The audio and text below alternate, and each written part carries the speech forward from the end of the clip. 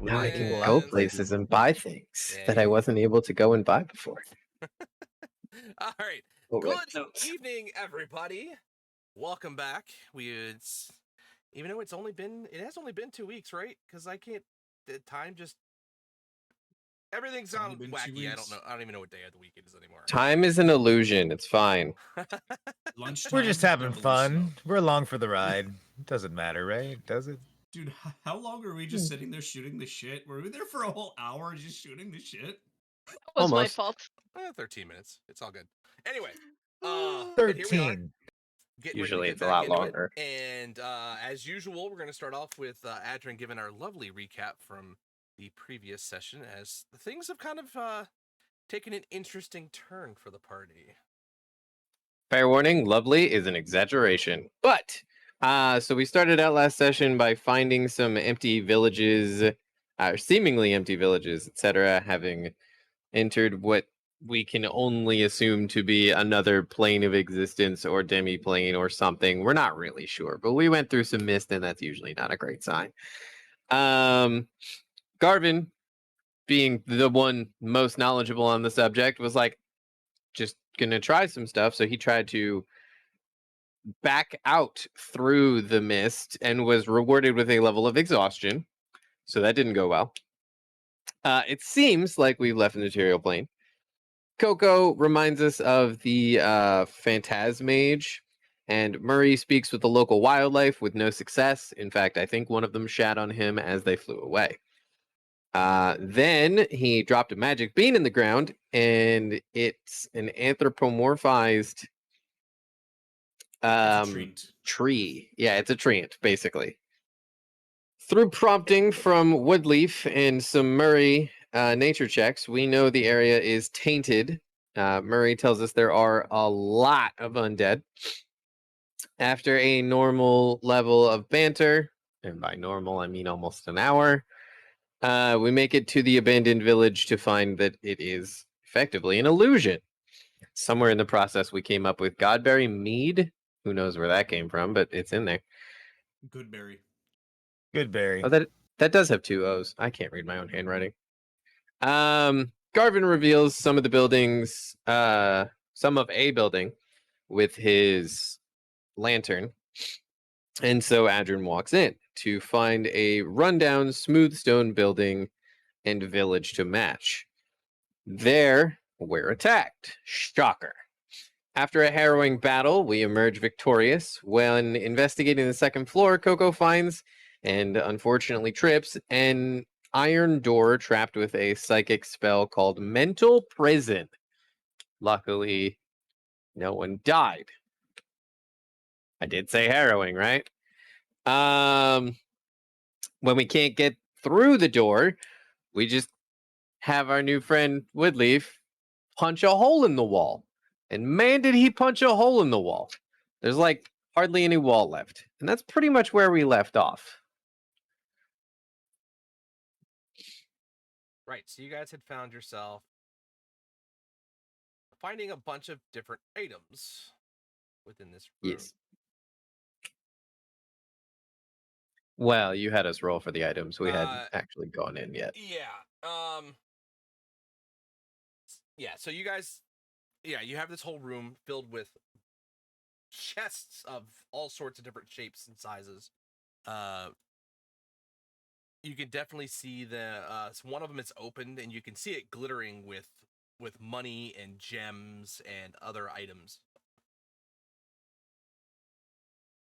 Okay.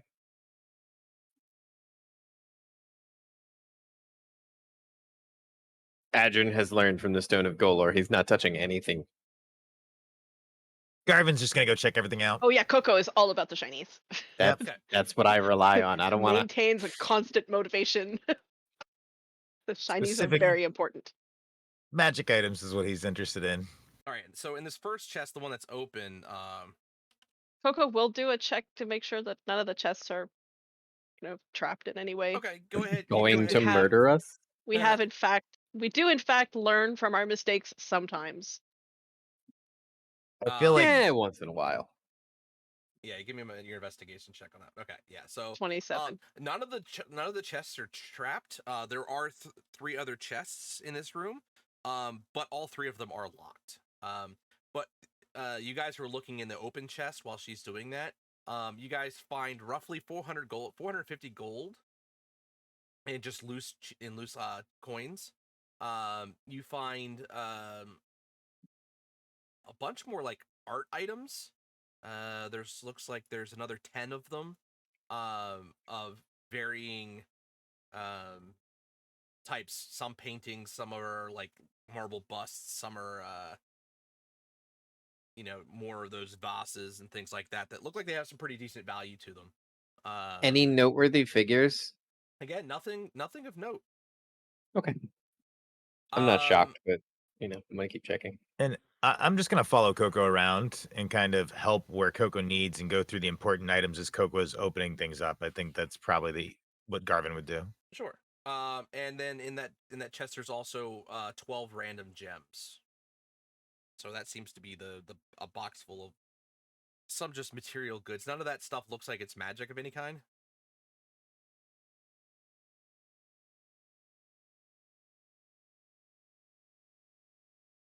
So yeah, the other 3 chests. You have one very large chest.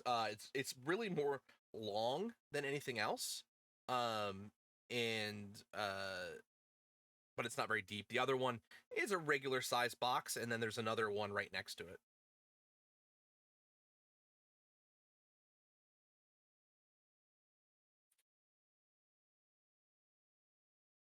So you can tell me which one you want to open first.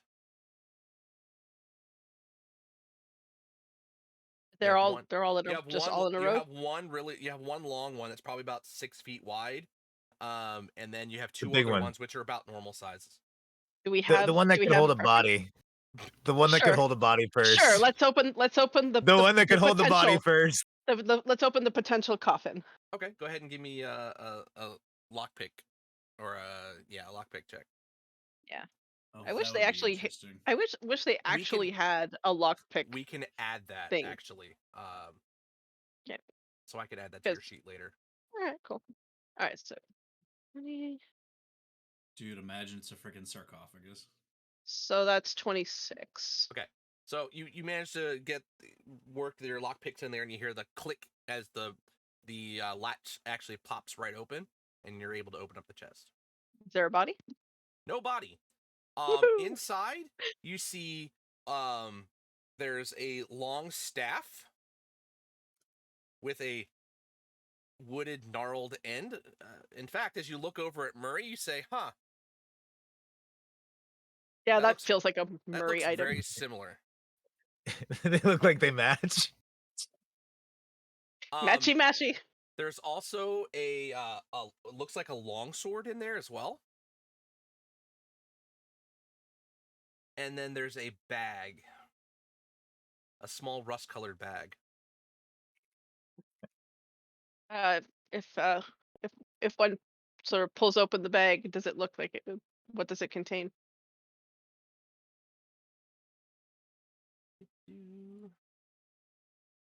I believe when you open it, you don't actually see anything inside. Let me see.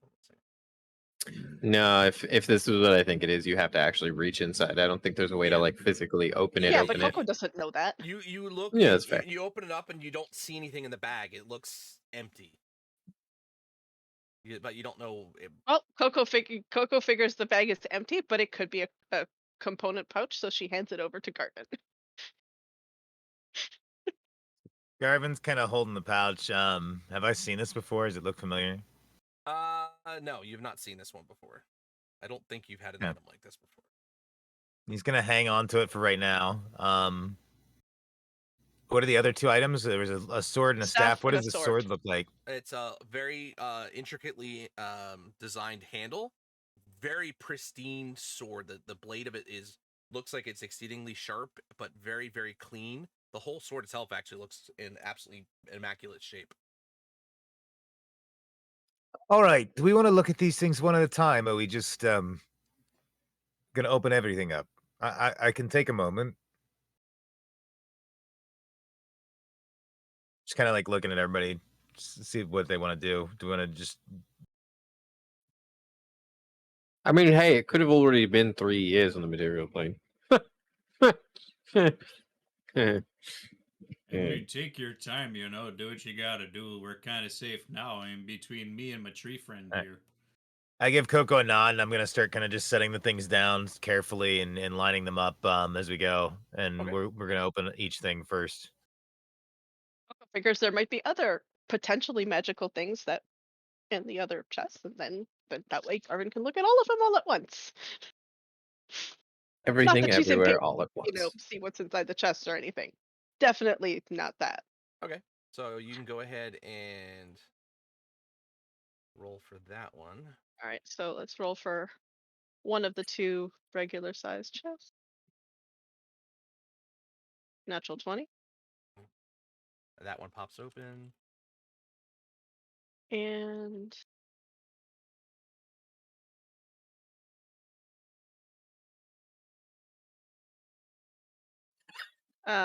16.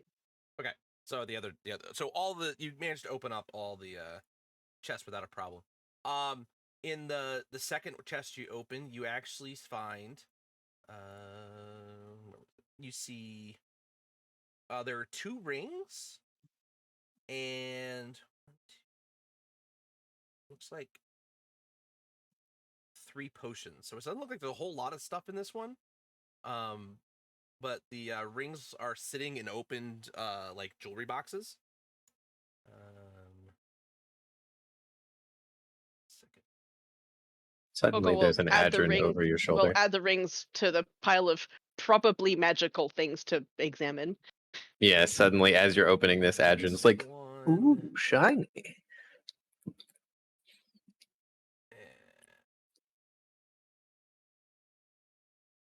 That's the picture of the other one. Ooh. Very shiny indeed.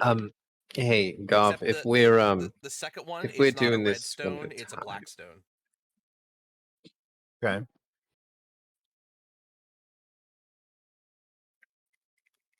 And then in the last chest you find what did I say was in that? I said there were in this chest there were the 2 rings and then 2 potions, right? 2 rings, 3 potions. 3 potions. That's what it was. Okay. One of them it looks familiar. It looks like it's a potion of vulnerability. Actually, the other ones you have seen as well. They match your potions of superior potions of healing. We do love us a good healing potion. Yeah. In the Potion of what was the other one? invulnerability and Vulnerability. superior potion of healing. There are 2 potions of healing. Thanks. And then the last chest, you find 2 more potions and a scroll case. The 2 potions, you know what those are as well. The potion of fire giant strength and a potion of clairvoyance. You've seen both of those. Nice.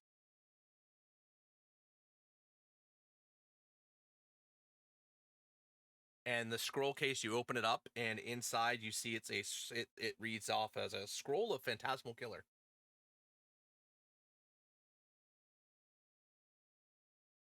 Wow.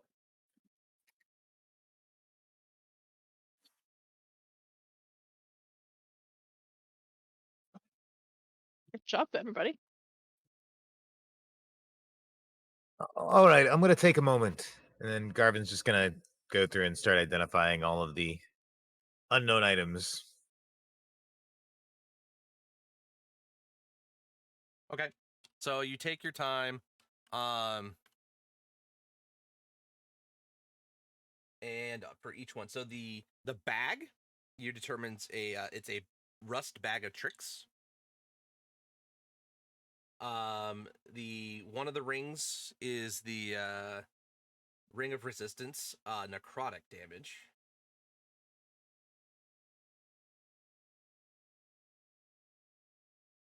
The other ring is a ring of Jinny summoning. Uh-huh. All right. Uh-huh. That must have been the high one that Uh-huh. that must have been that high roll. The Yeah. The staff is a staff of the woodlands, and the weapon is a longsword +2. Ooh wee.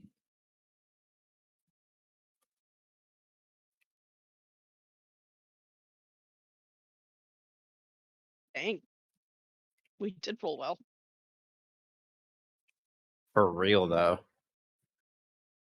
Hey, let me look at something really quick. Yeah. Thanks, Chris. I put it all in that same message.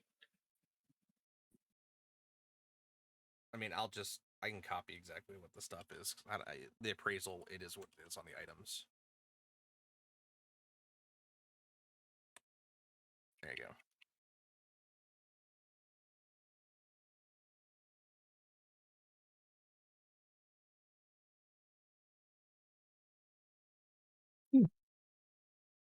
So, yes, you guys have found some interesting trinkets for sure.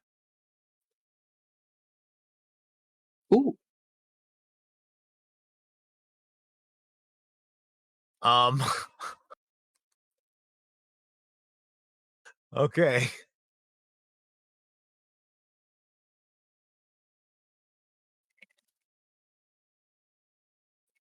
Who has attunement slots available? That's the first question, actually. That's a really important question. Don't think I do. Oh my Actually, wait, let me look. gods. Yeah, Nope. Because I do, but I was thinking about one thing here. So Murray, your staff doesn't require attunement, does it? So you can in theory he attune to 2 staffs? They'd still take up technically 2 slots. I mean, the thing is, like, 'Cause you're attuning here's But the not thing, like, I'll attunement look slots. at that because I'm gonna look at the stuff, be like, oh, hey, I can give that back to the asshole so that I don't owe him anymore. Because if you owe him, like, I feel like this staff he gave me is just a freaking noose around my neck, eh? Yeah, I can give him back that one, and I can have that one or something. You know, is this cool? I'll just keep it in the bag or something. You know. Also, it might be cursed. Who knows? No, he seems so nice, Murray. Hey, I see what you did there. Hey. So the bag of tricks Funny. doesn't require attunement, right? I I don't do think. not believe so. Because it's basically, it's almost works like a consumable magic item. Yeah, except it's not because like it keeps recharging, right? Oh, that's Mhm. right. Yeah, it's 3 charges once every dawn. Okay, yeah, but it does not require attunement. No, it's a uncommon wondrous item. So But it's actually really strong too. Yeah.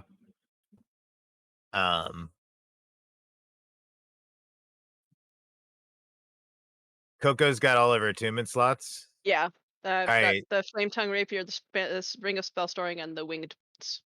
So that's Coco. All right, Garvin hands Coco the bag.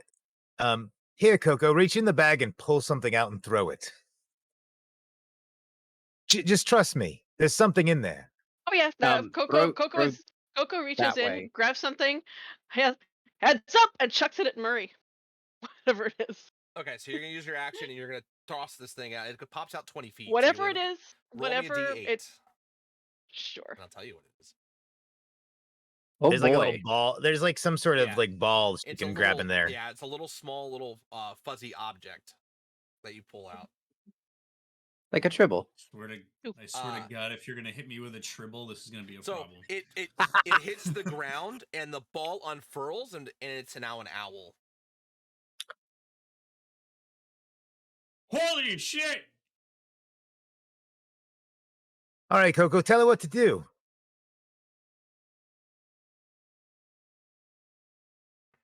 Or Does ask she it have to what tell to it do. what to do out loud, or does she do it in her head? You command the creature how it moves and what action it takes on its turn. So it takes a bonus action to do that. So it's out loud.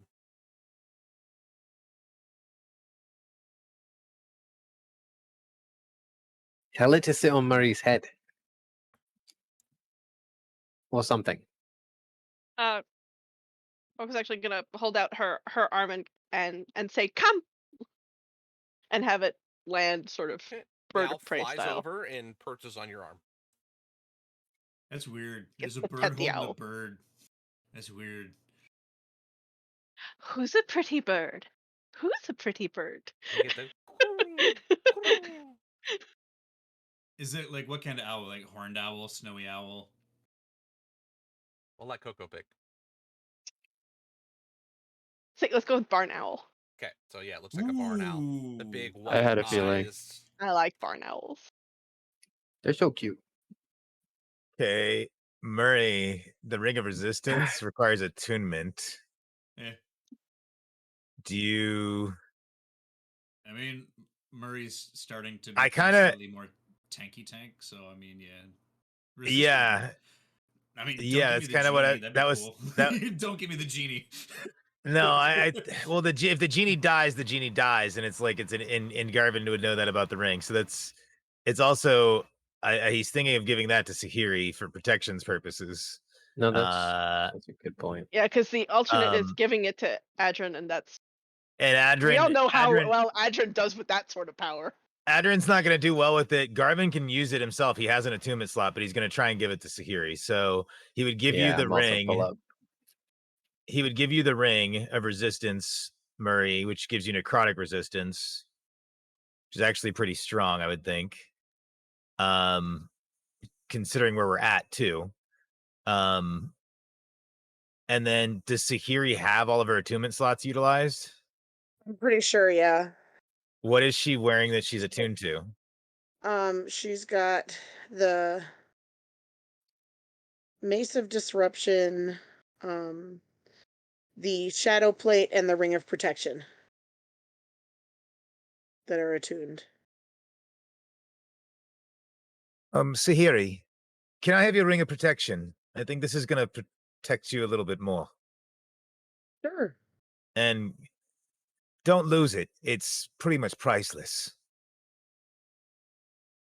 That and thing's worth Garvin more hands than a you paw. Garvin. Well, he hasn't even said what it was.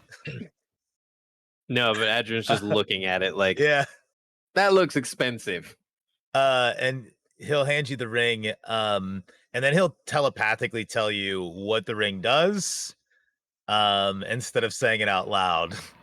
So that she's aware of what it can do, but to be careful that it's not something we want to lose as an ally. And then would take your ring of protection, which actually makes more sense for Garvin at the moment. So Yeah, I'll because take that your extra plate. Go ahead. Yeah, I'll and then take the extra Staff of the Woodlands. I'll just shove it in my bag of holding. and can Coco use the sword, the long sword, or is that like too big? I think it's too big. She can use long swords, but she won't get the benefit of sneak attack because it's not a light weapon. Yeah. But it's still useful if you're not going to proc. If you're not going to get your sneak attack, you'd still be able to use it. Maybe. I think You turn around and Sahiri- Adrian's just like shoving his bag over one of these Sahiri's marble the busts. other one who can use the sword, I believe. Longsword is a Giving up martial my weapon, right? mace. Not giving up my Mace of Disruption. Well, I don't think you have to. It's because it's the longsword +2. It wouldn't require attunement, would it? No, it does Mm-mm. not. But you Yeah. wouldn't be able to. You have to have one or the other for attack purposes. Or use it in your offhand and have an extra attack somehow. It's My got a longsword, +2. it's my It'll- offhand weapon. You wouldn't be able It's to got a have it as- +2. You wouldn't be able to have it as an offhand because it's not a light weapon. Oh yeah, Weapons that's right. have to be light Cringe. unless you have the dual wielding feat. I don't even have the wielding feat.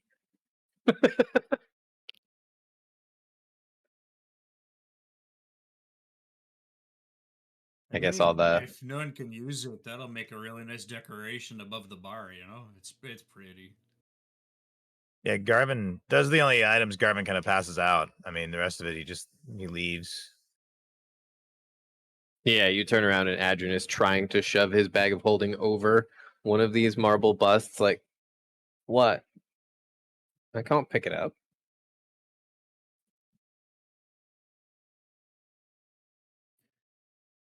I mean, we all have bags of holding, so I mean, the gems are easy enough. Stuff Yeah. like Works a little tougher without a portable. Oh, bow, though. hey. Can can I have one of those gold coins? Actually, no. There's a copper coin. Can I have one of those copper coins? Yeah, thank you. Why are you even asking? Yes. It's polite. Yeah, but you got us the giant tree man who made a hole in the wall so we could get in. You burned it. Souvenir.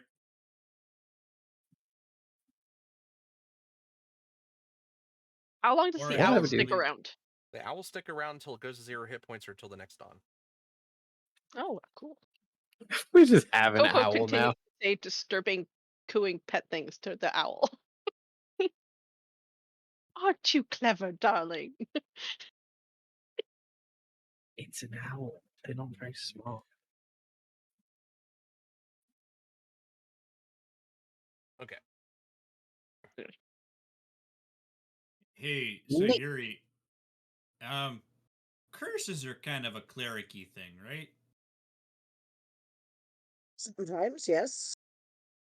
Do you have a way to discern if this thing I just put on my finger without thinking about it is cursed, or is it one of those, hey, we'll find out in an hour?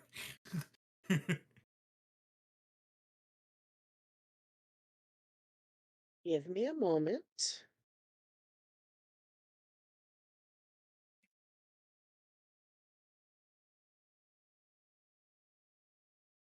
Because if I I do was some not kind have. of... I can tomorrow bestow a curse, or I can remove a curse, which I have prepared. Remind me not to piss her off. I mean, I thought we knew that. I mean, I was just assuming we all knew that. It's a joke, Marie. Oh, okay. Cannot detect them. Okay. Well, here's an easy test. Does it hurt? Well, not yet. Then it might not be cursed. Might. Okay. No. Might not. Uh, Still might be. yeah, But whatever. We'll find out. If any of us start acting a little crazy or like stabby. I like that you added Further than the usual. ER at the end of crazy. Crazier. Because it is us. You So know what's the your plan? audience, right? There's some more people over that way. Dead There's people? undead everywhere. Oh, there's a dude everywhere. Point in a direction, there's probably zombies. I don't think I want to point. I know that's not how that works, but I mean, still. look, all right. So over there, just that way, there's another. There's some people over that way. But see, there's also a whole bunch of undead all over the place. I mean, it's been a while since I pinged, but still, I mean, I remember that way. I That would way like to there's request that people. we go talk to people, or at least I'm allowed to go talk to people. That's kind of what I'm good at, and not much else. Also, generally follow the river. You know, the settlements usually tend to stick close to water. You know. Successful ones, anyway. Well, there's people, so I'm assuming they're successful. Well, halfling villages. Never mind. But also, who? How do we get out? Usually in. I mean, if this is the thing that if this is the thing that we think it is, then presumably we have to go in and turn it off. So the only way through it is through it. And he or just we kind of just like live here now. points. I don't want to live here. Well, I mean, look, if we're in a different plane, we could just, I don't know, plane shift. I hear magic-y, roby people talking about plane shift and shit. I mean, technically, we could try that if that's what you wanted to do, but we have something to take care of here. Sounds like a lot of some things. Apparently, everywhere you point, there's something that we have to take care of. Yeah. Oh, yeah. So, Not to mention, we got to bring our big tree friend back with us too, because I don't want to leave him here. Where does he belong? Feywild? Wherever he wants to go. Elemental planes? Material? Ooh, Where's the home? Feywild. Yeah, but where's home for him? He literally grew out of the ground.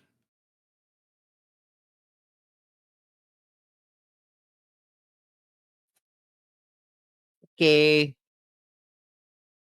I don't know what to do with that, but okay. He was a bean 3 hours ago.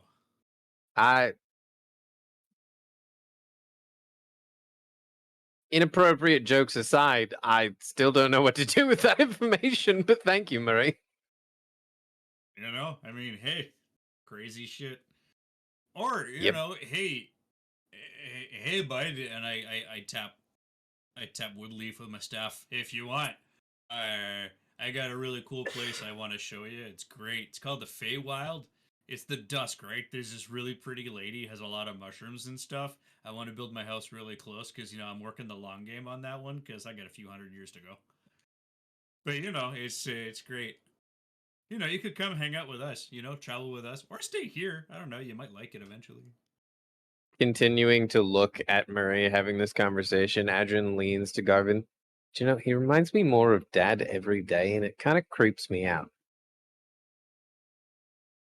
Garvin just kind of shrugs and chuckles. I don't think he says anything. Yeah, how do you feel That's about fine. mushrooms, Woodleaf? Mushrooms eat decay. So it's a good thing? They nourish ground. So You know, it's interesting. There's an entire people that are in mushrooms. They're called myconids. They're really cool. They can actually talk through spores.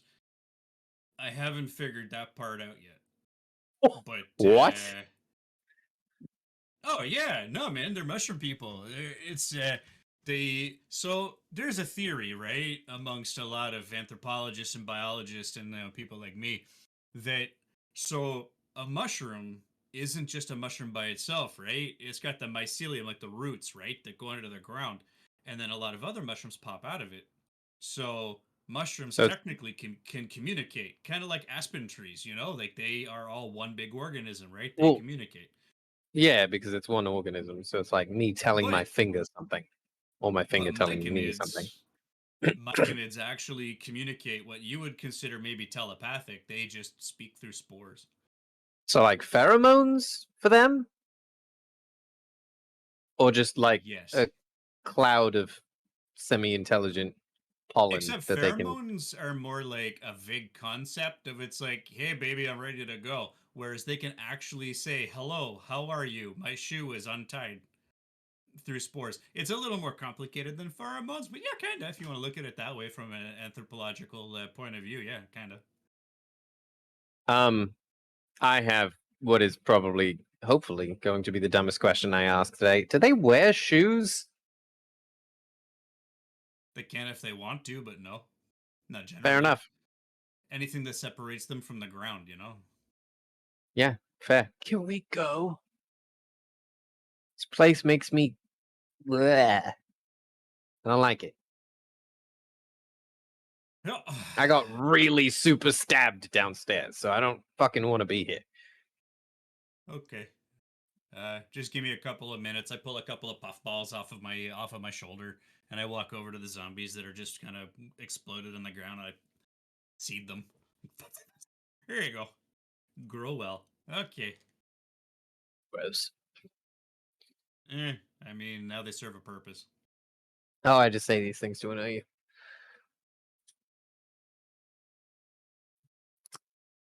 Okay. So you guys Yeah. managed to. Hey, did you know that I wanted to be a lich, and then I just start walking out of the town? Yes. You don't lock your diary.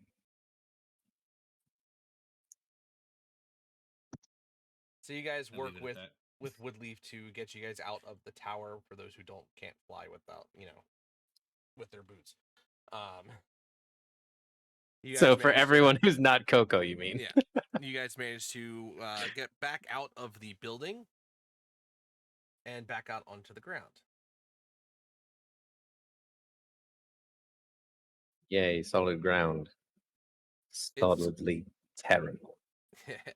It is quiet. The sun is starting to go down a little bit. You definitely know it's on its downward swing tonight. But it's not quite evening yet. It's just late afternoon. Do we feel like our internal clocks are kind of telling us the same thing, right? Like it's like, oh, it's late afternoon. Yeah, it kind of feels like it. Yeah, it doesn't feel like it's nighttime to where you need to feel like you need to settle down and get ready for Yeah. rest, but you know it's coming. Yeah. Okay. Spend some time flying around with her new owl friend. Okay, that's adorable. So, Coco, as you're kind of flying around, what's your passive? That's perception. Let me see. It is 15. Okay. You as you're flying around, you do catch glimpses of it looks like just small little gatherings of zombies. They look like the normal slow shambling humanoid looking creatures kind of just ambling along through different parts of the through the terrain. You think you probably would be able to avoid them if necessary if you want to continue on. Okay, she sort of makes a mental note of where they are and how many. And when she and the owl have finished chasing each other around, she comes back and reports on what she saw. Okay. To quote Adrian, Zambies.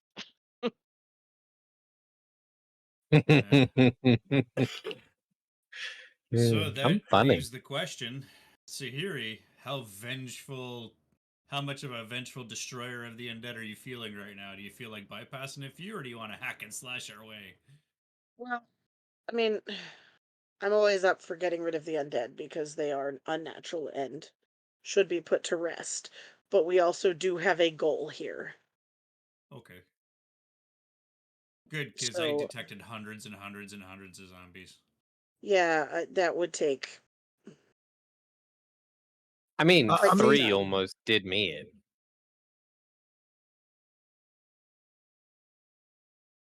There's still holes in my clothes. Less of the zombies and more of the The thing other. with the spiky claws Yeah, and the yeah. stab in the oh The god. zombies flashbacks. aren't so hard. They're pretty easy to hit. Yep. That other thing, that was creepy, and I don't like that. Yeah, that wasn't fun. No, I was not a good like time. that close to it, and it was not better. That's It smelled new. weird. I don't know that one. Yeah. I don't. I hope we don't run into any more of them. But So here, did you something ever roll tells me Did I ever have you roll a history check on that thing? I don't remember if we did or not. No. I can. Yeah, go ahead and give me a history check. I think that's something as a cleric you would have some. Yeah, insight that's a into. 9. I have no Okay, idea. I no. mean, I could try religion, but No, you. well, for me, religion might fit more than history. But yeah, I just can't put my finger on it. Nope. Okay, that's fine. So, Oh, no, Yeah, now so- it's dust. so Coco's kind of filled you guys in on what she has seen and it's kind of the direction you kind of thought you were supposed to go based on what Murray was able to project. All right. So you guys want to go to village? Yes, please. People, Go not find dead people. ones. Now, knowing the Alright, distance, you probably feel like it will probably be dark by the time you get close. Or That's at least get very close fine. to dark. Hey Garv, do we still have the ability to disguise ourselves when we sleep? Bubble? If we were I gonna mean, just- always if we need it. okay, cool. Because if we're gonna camp in the middle of a field, I kind of, I Bubble. mean, to be honest, probably the best thing would be to do that and then have a tree friend act like he's taking root on top of the dome. Bubble.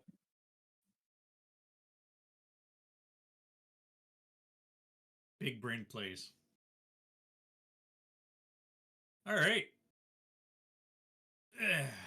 Shall we? Coco, I need you to be my eyes and ears in the sky. If we're gonna get too close to some zombies, let me know. This way. So it goes up, and can the owl keep a lookout as well? You can't really communicate with it, so not exactly. Okay. Yeah, it's not like a animal companion or a find familiar. It's literally a ally. I figured I would ask. Well, So the owl just keeps her company while she flies around being lookout. Yep. is it She's is gonna it be- only simple commands? It's basically attack, help, Okay. and it's a single. Yeah. A single command is a bonus action. So you can't just be like, if you see something, come grab me. Exactly. Well, it was going to be if you see something, poot, but no. Obviously, that's not going to work, and that's fine. It'll just be her buddy. It'll be her buddy. She's going to be so sad when it finishes.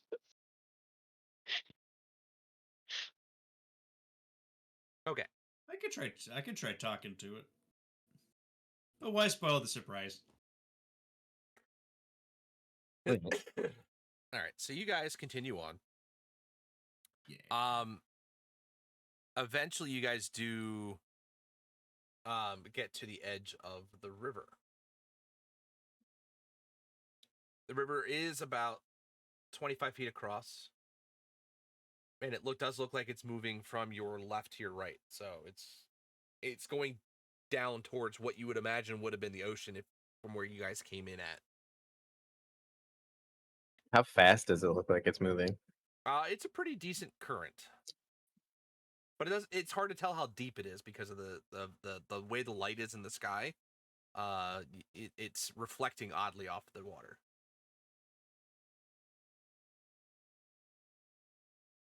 Can I use the drift globe? You can try. Yeah, I do that. Okay, so you put the drift globe up, and as you do, you see the water is not your typical. It's not clear, normal running water. It's got this like dark hue to it. This dark, almost black hue to it.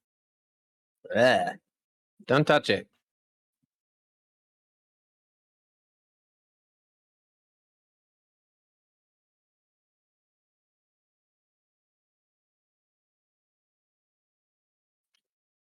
So who has a way to get themselves across other than Coco and me?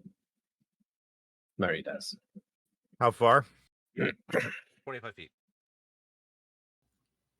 I mean, it's not a problem for me. I could giant eagle and carry people across. It's really not that big of a deal, you know? Do you mind getting us I'd- across? That's smarter. I look up to a giant tree and friend.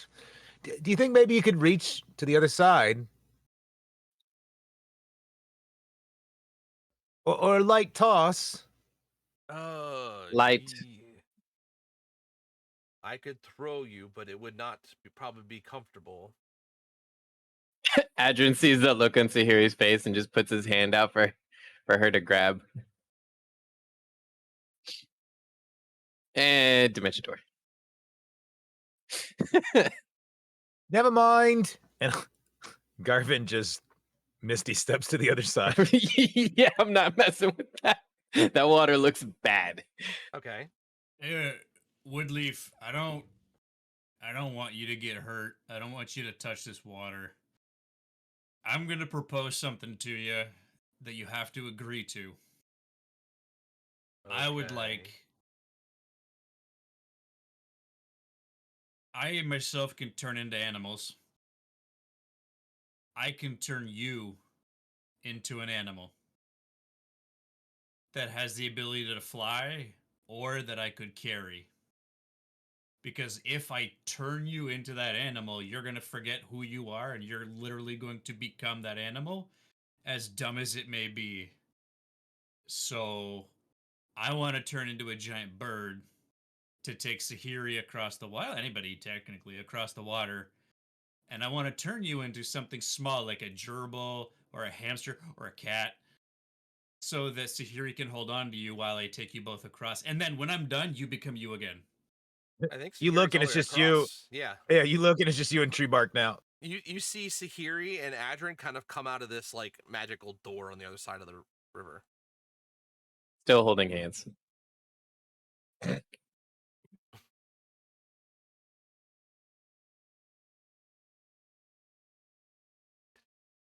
Okay, so new plan. I would like to turn you into something that isn't so stupid that you're going to try to run away, and that you know to hold on to me. Monkey. Unless You you think can- you can jump that. Or you You- can give him to Coco. You all are friends. I will trust you. Okay. Oh, Coco, that's right. You have the flyy wing boot things. Hey, Coco, come here. Okay, Cool. so you trust me. Okay, so I grab Woodleaf and I cast Polymorph, and Okay. I'm going to turn him into a capuchin. I need you to make me a wisdom saving throw, please. Oh, this is going to be great. Wisdom saving throw? I can so I- do this. I It's do gonna be have sorcery so points good. left, so let me Oh, see what it is before you say it. I'm also a druid, so this is either going to be awesome or terrible. So that's a nat 1 for a 10. That's a nat 1 for a 10. Did you roll a nut? I Murray. rolled a nat 1 for a 10. Oh, Murray. It's a +9. Is Murray's a an nat 1 11, an probably. is nat 1 an auto fail for you? Not on saves. Only on attacks. Okay. No, it's a Okay. 10. I still Add probably it- fail. Add a Whatever- d4. Whatever shitty magic. Just add a d4. I'm gonna burn those sorcery points because that's what they're there for. Okay, 1. So Cool, that's it's an 11. Cringe. Okay. So I tried. Whatever it is, it's going to Hey, be man. entertaining. It's gonna be either great or terrible, man. I'm for it. This is great. either I way, love it's it great. when magic goes wrong.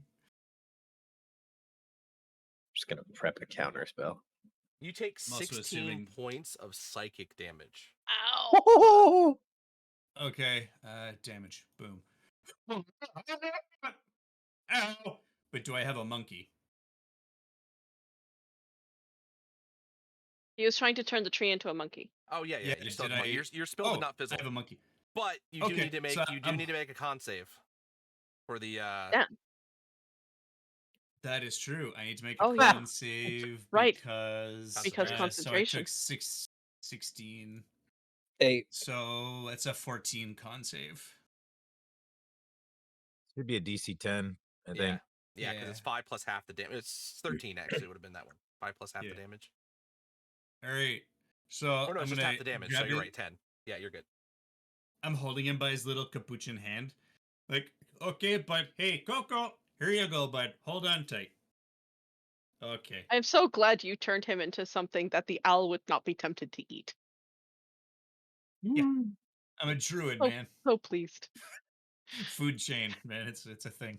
God, that didn't roll to everybody. That's right. And then, actually, I don't need to turn into a friggin' giant eagle, but no, actually, small, low profile. I'm gonna turn into a hummingbird. And then I'm gonna de-hummingbird on the other side of the river. That was a surprisingly accurate hummingbird noise. They're back. I have a couple in my backyard. It's nice. Neither here nor there. Coco will drape the capuchin monkey around her neck, just make sure that it's hanging on, and zip everybody to the other side. Okay. So you guys make it across the other side of the river. Really I'll sketchy break river. concentration.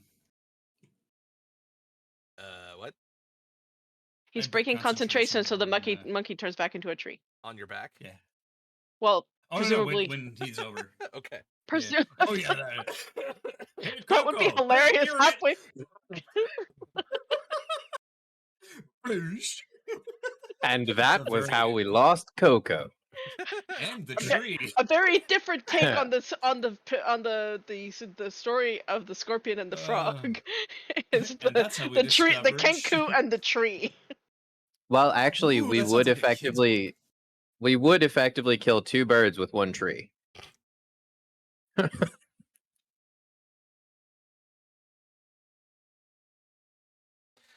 The owl.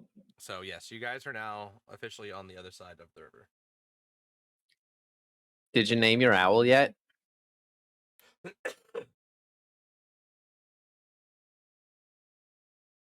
She looks indignant. I'm about to get scolded.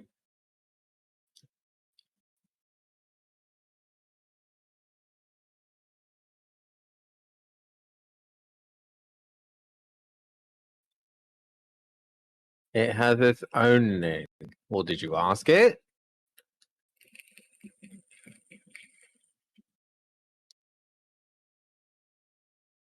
You know, I could ask it its name, but every time I ask something its name, I get this weird pain in the back of my head and this weird flutter behind my right eye, like there's someone really mad at me. So Well- I think we'll just leave it a mystery. Well, I do, Coco. What's your name? I say, do you speak? We have answers for everything. And it responds to you. What's name? What do you call yourself? I am Owl. It's Owl, Coco. That's its name. Hi, owl.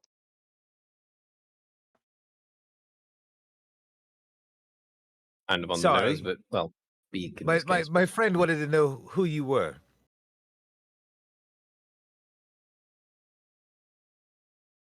Okay. Just leave. I think I leave the owl Owl to is ponder its thoughts. so nonplussed. Owl's like, oh, The owl. owl is like, I don't understand anything that's going on right now. And it's But just, how can it's you just tell? craning They its just head always look around. surprised. Yeah. unless they look mad. And even then, they look a little surprised that they're mad. Oh man. Okay, so you guys continue on. You guys have to go. It's about 2 miles. And I'm not gonna have you check because it's gonna be pretty easy to avoid these guys. But you do see just groups of zombies, anywhere between 2 individual ones, all the way up to as many as 10 grouped, just kind of wandering slowly back and forth. So it's just like herds of zombies that are just kind of like clinging together and just shambling in random directions. Yep. Yeah, it doesn't look like they're after anything. It almost looks like they're patrolling, but they're not. It doesn't look like there's any set pattern to it. They're just kind of out there. Kind of makes you wonder if maybe these were God's people at some point, and they're still patrolling in their unlife. I kind of want to just, the next time we come across just one by itself, I kind of just want to walk up and see if I can pull its head off like a cork out of a bottle. Okay, but do it quietly, because if you alert the other ones, I don't know if I can run that fast. Well, Sahiri's not the only one getting a little twitchy. I kind of don't like any of this. I don't love it. Well, as you guys continue on, you guys make it a little bit further. And as you get closer, you hear the sounds of battle as you guys are getting closer to where you were pretty sure is another area where a village potentially was. Oh, for fuck's sake. Murray's got a staff over his shoulders and he's starting to do like plyometric stretches. Okay. All right. So, are we good? Coco, from your vantage, as you're looking out, you see, you definitely see a large contingency of undead. You see a number of zombies that are absolutely typical of what you guys have seen. You see some that are a little bit larger. They look a little bit tougher than your standard zombie, but they got the same character, physical, characteristics.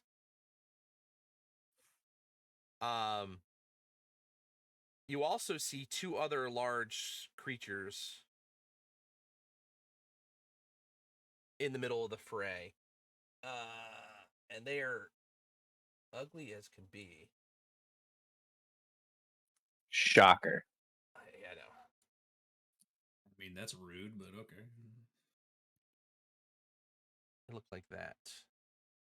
Oh yeah, no, that's You see that's 2 of unfortunate. those. How Hey, big are looks like they? the ghost of Christmas yet to come from Scrooge. They're large. It looks like you can Ugh. see a creature inside of their chests. And then you also see these. Looks like the body of a human, and then the heads of snakes, battling against them, and then a couple of other humanoid creatures. You can't really get a good beat on what they look like. Also kind of in the fray, all battling each other. So these snake-like creatures, snake-headed creatures, and the other humanoids are fighting against these undead creatures as well. So that's what you guys see. Hey, did you guys remember when I said I wanted to come here? Is it too late to change my answer? Oh right, we're Yes. technically in Shul. Okay. All right, I'm going to Okay. stop us here and take a quick break. I know it's a little early, but we'll try and get this done now, and we'll breeze This will through the take rest a of the night. while. So we will be Yeah. right back, guys. So hang tight, and we'll see you guys in a couple minutes.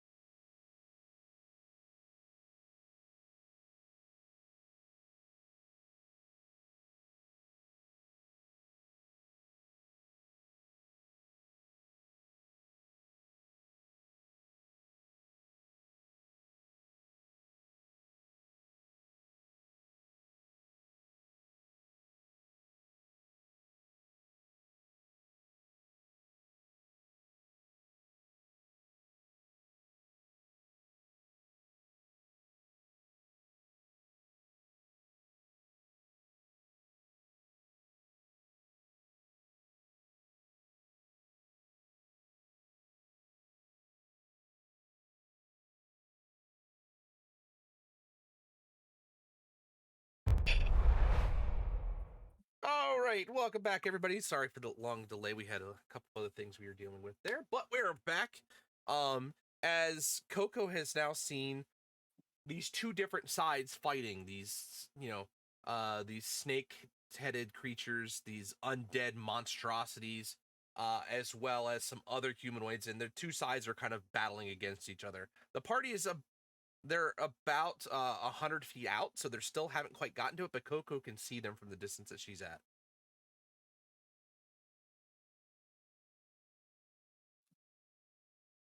Hey, But you guys, from where you are, you can definitely hear the sound of battle, and you can even hear the sound of the crashing of spells being cast from somebody over there as well. How far? About 100 100 feet. feet. Garvin's protection from evil and good on himself. He's casting that. Just like, screw this. It's a lot of undead.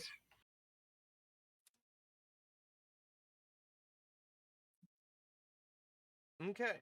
So what are you guys Well, doing? crying inside. Uh, we gonna do That's this or about what? it.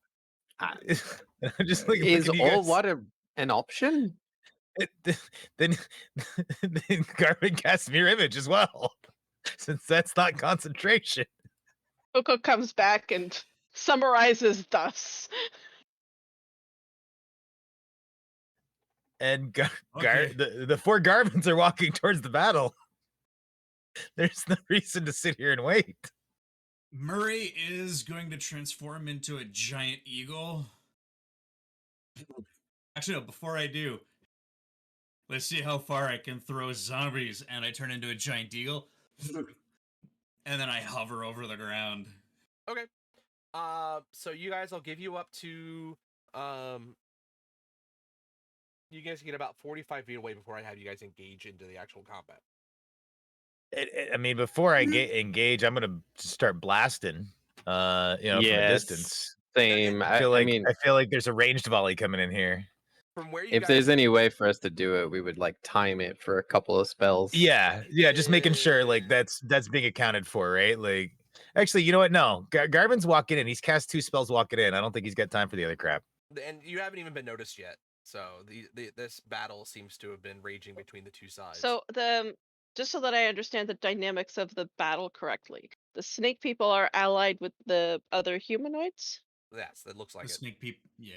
and they are allied against all of the undead, Correct. horrifying. What Yep. the hell is that? Absolutely. Okay. Whether or not they kill us in the process, who knows? This is part of the fun. Yeah, Garvin's gonna blast undead is what I'm gonna be shooting at. That's Yeah. Can I do the thing? Well, you guys will get up, and then we will have you do initiative for actually getting to cast any spells off. Yeah. I'm getting like 40 feet above the ground because movement and economy and stuff. Murray's measuring his angles, man. It's gonna be great. Did I just see Oh. a 3 from Adrin? Boy, yeah, you did. A fat 3. I'm just gonna sit here and work on Heather's headphones while I wait for my turn. Oh, look, Coco goes first. Shocker. Holy shit, Sahiri, double digits. Holy crap. All right. So, Yeah. For- The That's a brothers task cast. blast. give me a second. I'm gonna change the music. Yeah. Battle music here. The blaster casters are going at the end, so Okay, Coco. So, yeah, you see pretty much what you see. You see, there's a almost a column of these snake-like creatures, a couple of other humanoids fighting with them. There are a number of zombies. There's 2 of these larger guys, and there's 2 larger-looking zombies as well. Okay. All right. Coco's gonna pick one of the 2 ugly-looking things with something sticking out of its chest. Because ew. 'Cause And ew. Ew. like totally gross. Ew. and have the bonus action have the owl basically harry it, just dive bomb and flap around, not necessarily well, I mean, may as well. So I guess they could attack. You can have it attack. You can have it distract as giving the help action. Yeah, let's do the help action. Okay, so that'll give you So- advantage. So Owls, here's as the I real rec- question: is does it the a, owl count as an ally for Yes. sneak attack for her? Well, she'd be Well, getting that's- advantage because of the help action anyway. So that gives Yeah. that grants sneak attack. yeah. Okay. So and as I recall, owls have a thing where they don't provoke opportunity attacks. Yeah, it's called correct? flyby. Yeah. So basically, that it's too. it is doing the help action by being a distraction, but not getting itself killed. Typical owl, Because which is when you go firebolt and kill it. But yeah, go ahead. well, We're gonna try to hopefully avoid that. hopefully the gross things can't cast firebolt. This is I what we're can. hoping. Please don't kill my owl. I mean, that's why they killed. It's a killed bag of tricks. You Hedwig, got man. plenty more. Yeah, you got lots Who more. will be upset if you kill her owl? I'm just saying. You got bears in there, dude. It's her new friend, and she's gonna be That's very fair. sad when it goes away at dawn. Adrian's gonna try real hard not to kill anything. Well, anything on our side. Okay, so on that note, she will take the whatever movement she needs to go in and attempt to stab the thing. Okay. Stabity.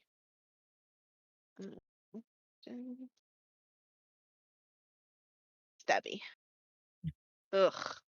That is a. Oh wait. Does the help give me advantage? Yes, it does. Thank God. 'Cause that was a terrible roll. Was that a 1? It was a 2.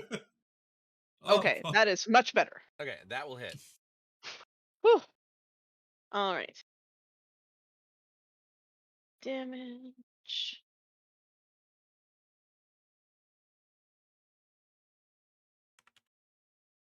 Sorry, that is the wrong die. Yeah, not 2d8. No. Sorry, I thoroughly misclicked. Ignore that. Disappointing, but okay. Okay. And So the fire, as you kind of see the fire lick over it, it takes a little bit of it, but it almost looks like it absorbs the rest of it. well, seriously? Wow. The dice do not like me this round. No, it doesn't. Fine. That's okay. We'll make up for it later. All right. Well, Coco is just nonplussed. It's like, wait, it's not burning? What happened? so it turns and looks at you, and it shoots out this vortex of power from it. I need you to make a Constitution saving throw. Ooh. Is Okay. this a spell? No, it's an innate ability. Great. So until next year, I'm this gonna is still not a guess spell. that does not make it. It does not. I don't have enough Oh, so points it's to gonna help you. I'm hurt. sorry. As you take 55 points of necrotic damage, as you feel your soul Coco's down. literally That's it. Coco's rending down. from your body. Coco's down.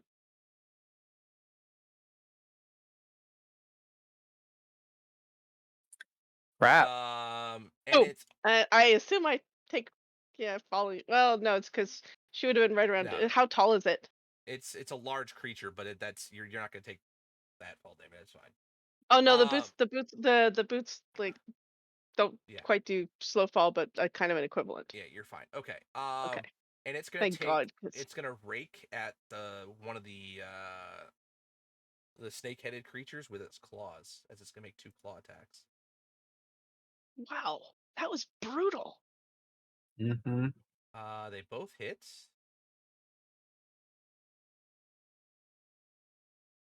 That You would guys are almost gonna kill me. right love now. my backup character. Uh,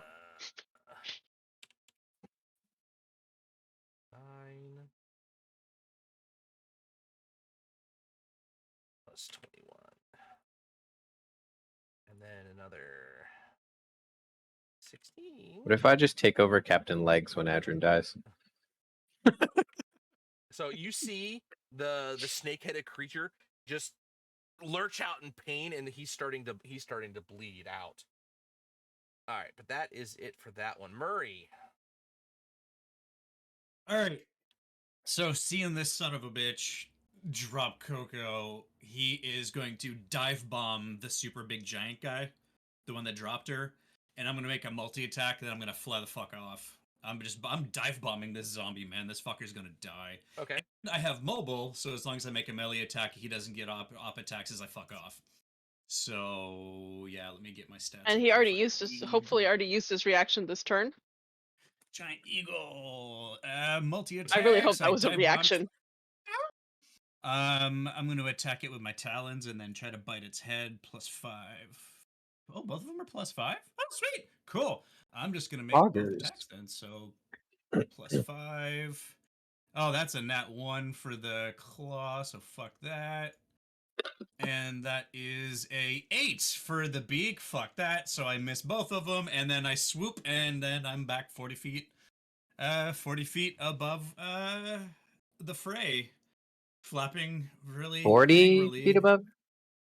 40, because I have 80 foot Thank you. movement. 40 down, 40 up. Yep. All right. I just anything needed to else? confirm. I will angrily defecate on one of the lesser zombies. Okay. Did that do acid damage? No, I'm kidding. All right. Okay. Is that a so- free action? Sorry. Acid. So you see this other one of the casters in the back.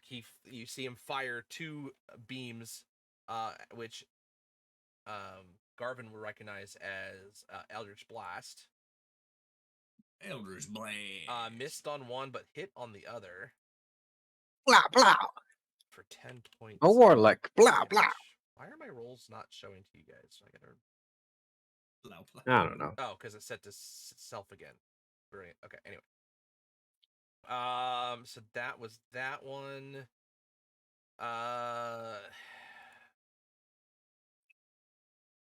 You see another one, and as you guys are closer, you notice that the humanoid creatures, you see some of them have scales on their arms. Other ones have some slight variations in their face that make them very snake-like. That you guys you've heard of the Yuan-Ti. You're especially given warning to them, in your time in Port Nyanzaru.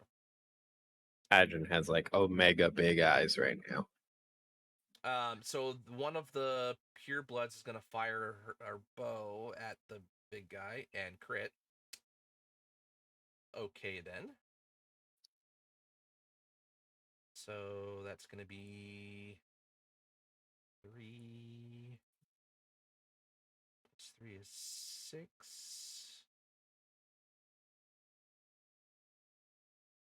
6 more damage to that guy. And then they have. Oh, but the other half of the damage, you see that she fires poison tipped arrows, but it doesn't look like the poison had any effect on it whatsoever. And she's gonna make another short bow attack. Oh no, she did. Oh no, she did only hit once. 21 for another 3 points. All right, the zombies are up. The zombies are on the other big guy.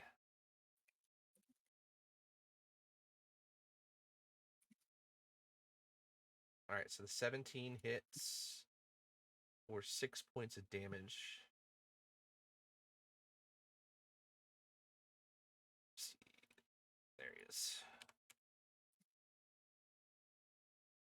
All right, so next up is Woodleaf, and he comes up and he grabs 2 rocks and he just chucks them at the big ugly guy.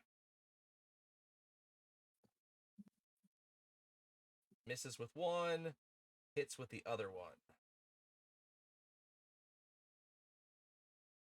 So he slams into the body of this creature, and does quite a bit of damage to him. Next up are the zombies. They're on the these guys are on the other. Damn it! They both hit. They're on the stronger of the two snake-headed guys. So he does 10 points of damage to him. Sahiri.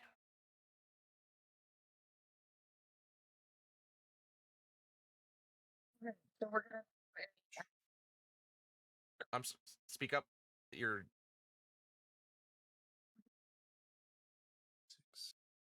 It's cutting you out again. I just keep doing that. No, 5th There you level go. healing word on Coco. Okay. Because that's Oh, a okay. bonus action. Yep. So Coco's gonna get back. I don't know why I rolled that because it's max. So Coco gets back 25. That was a good roll, even if it hadn't. Yay. Yeah, but Yay, thank you.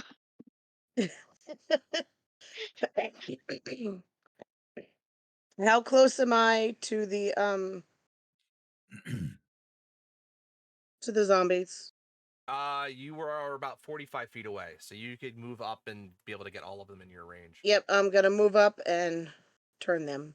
Okay. Or try to. So you'll actually be able to reach all of the undead creatures. So we're gonna do this in order, and it's a con save or DC charisma? 17. Which Wisdom. save? Wisdom save. Okay. Wisdom. All right. Big ugly number 1 fails, so he's gonna turn and run. Wisdom on this guy. He is obliterated because zombie. Yep. The next one saves. Okay. The next one turns to dust.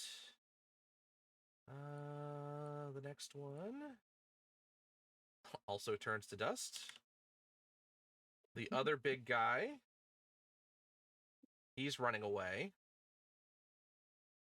And then the larger zombies, he fails, so he's running. And let's see, he's running, and he's obliterated. Okay, well, that you. So I think I you caught all all that. see. You guys see 1, 2, 3, 4 of the zombies just immediately explode into ashes. And it looks like the other ones kind of stop what they're doing, and it does not look like that they're be able to attack this next round.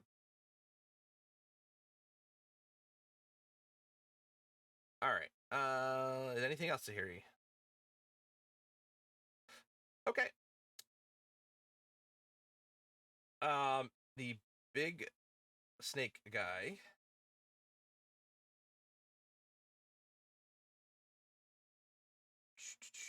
What is he going to do?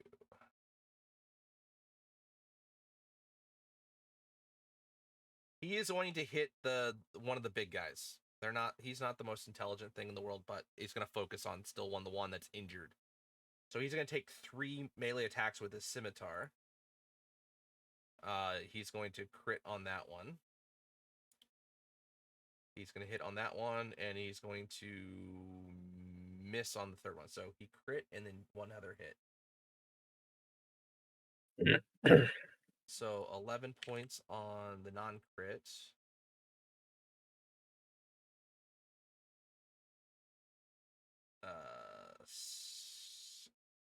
11 points on the crit because I rolled garbage. And that's going to be it for him. And then one of the other pure bloods is also going to fire. So they see that the other ones have kind of stopped their attack, but they're going to continue to focus on that single guy. 2 bow shots and miss. The other creature is going to turn, the other big one who hasn't been hit yet, he turns and he starts running off. You don't see any of the other creatures take an opportunity to attack it, but you see it completely run the opposite direction of Sahiri. It moves, takes all of its movement, so it is now 60 feet away from where it was. All right. So one of the other purebloods is going to keep firing at the one big guy that's still there, and they can't hit for squat. The other snakehead guy, he's going to also move over to the creature, and he's going to take 3 swats with him. Scimitar. Hit, and miss. So 12 and 8. So 20 more points of damage to that guy. And then the next 2 more arrow shots. Hit and hit. Wow. Okay. 7 and 6 of 13. Garvin, you saw one of the big guys just turn and hightail it away as Sahiri had cast what you know is Turn Undead.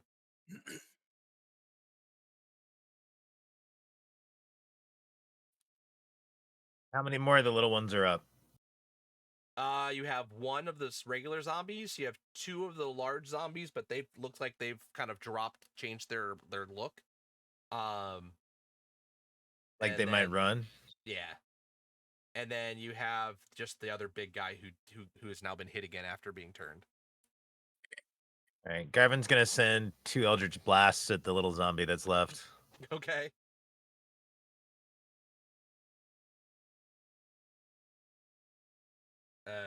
Yeah. 22, and 14. Yeah. And they're both gonna be radiant damage. So 10 points on the first one and 4 on the next. Okay. So 14 total. So 14 radiant. Okay. He's still up, but he also wasn't turned. Anything else? Nope. Okay. You see one of the larger zombies turn, and he starts shambling off. He's now 40 feet away. Adrin. I'm sorry. He's 60 feet away. So He was a little faster. what's left that's not running? 1 zombie and 1 of the big ugly guys. Okay, I'm gonna hit the big ugly guy with a 3rd level catapult. Okay. Dex save. Dex save. He's not proficient, so 19. Sag. And then that's it. Okay. The other large zombie, he starts shambling away, and he gets another 60 feet away from you guys. That one's dead. We're back to the top with Coco, who you now are able to stand up for half your movement. Yes. But you're Was still the right next to this big ugly creature that hit you I before. was about to ask, is it the creature that hit me that ran away, or all right, Nope, excellent. Well, if it's still there, then my owl friend will help me out. And now Coco's mad because that was super rude. That's not how this is supposed to go. And she's going to stand up and stab it. And just for the hell of it. Natural 20. Off. Hoggers, it's dead. Mad Road, Mad Road, man. This is fucking hell. Okay, this is gonna be fun. Okay, Okay, so bye. Oh, great. Now my rolls aren't working, so I actually didn't see that pop up. That's all right. Yeah, I mine don't aren't either. actually know how to make this how to make the digital dice do my bidding, so we're gonna have to If you right click on the attack button or the damage button, you can roll with it. Oh, never mind. That doesn't work for a crit. yeah, exactly. Does So it? it's so Yeah, it so does. You can roll as critical damage. can I? Yeah, if you I right don't click know. on the damage next to your weapon.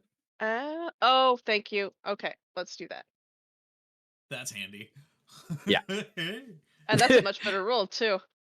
Okay.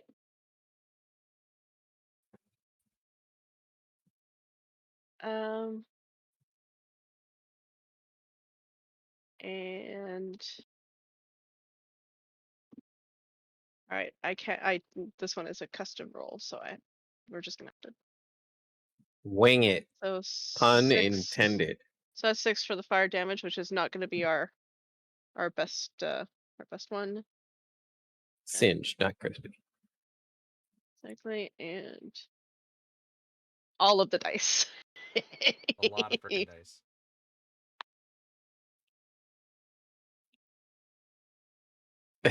And then it just does the math for you. I love that.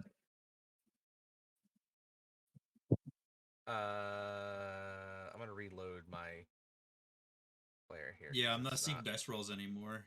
Yeah. Me either. Oh, What'd you roll, Coco? Just give me the numbers. 'cause it's Okay, being done. so the actual rapier damage was 18. Okay. Fire damage. Yeesh. Fire damage is 6. Sneak attack Oops. was 39. So 39. Okay. 39. It's still alive. 39 plus Nonetheless. 24. It's still alive. 63. 63. 63 points.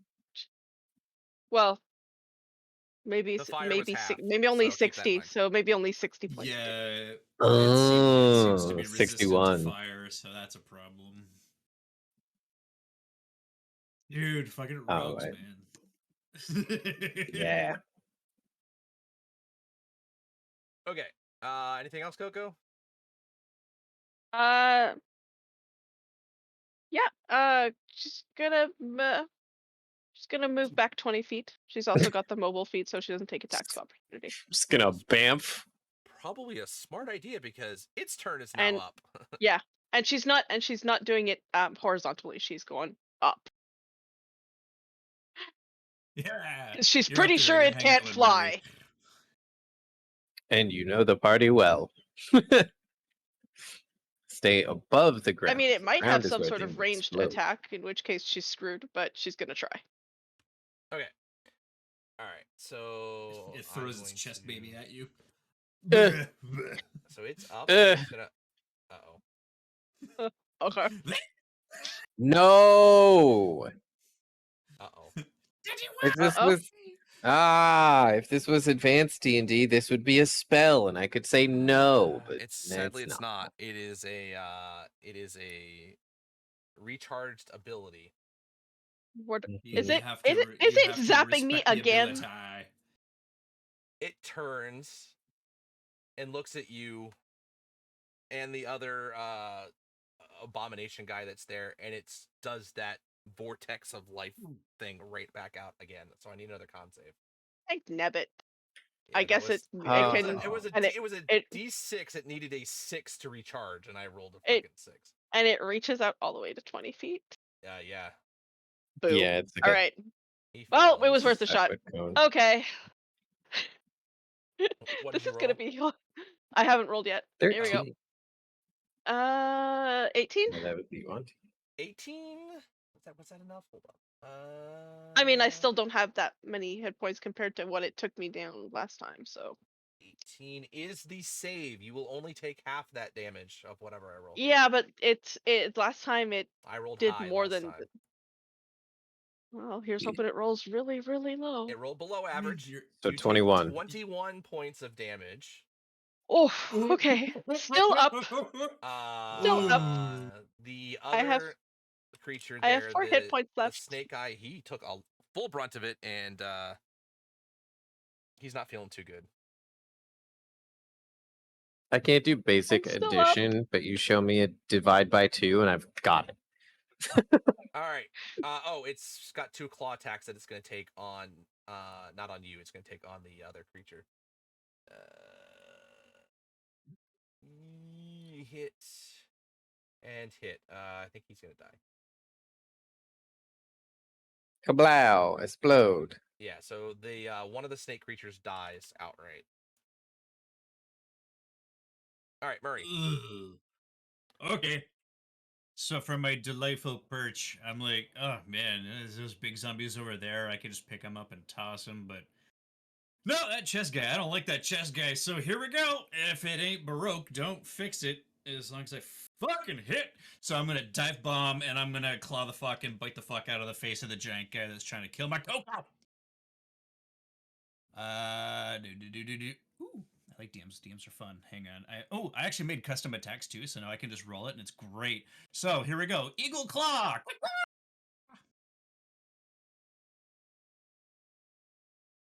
Eagle Beak. Haha, 20. Yes, 20 will hit. I bite the bastard and I do a whole 11 damage for max damage. I go, and then I fly 40 feet back up and hover over. Sometimes Murray is like an episode of SpongeBob. So 11 points of damage, and he drops to the ground. Yay, you killed it. Good job, Murray. Wait, the super big dude? Yeah. Oh shit. Cool. I'm just gonna hover there and be all proud of myself and be like, ha. All right. So I loosened it for you. the other the caster who did the Eldritch Blast earlier says, don't let them get too far, they will call others. Oh, great. Murray goes "Kaka!" and chases after the fuckers. He's gonna start zombie bullying. So they cast Eldritch Blasts at we'll do one of the large. He's gonna hit one of the large zombies. Only one of those hit though, but for 12 points of damage, and it stops its run. And then they start. The other ones start firing their bows at that same one. That'll hit and that'll miss. So 6 more points of damage to that one.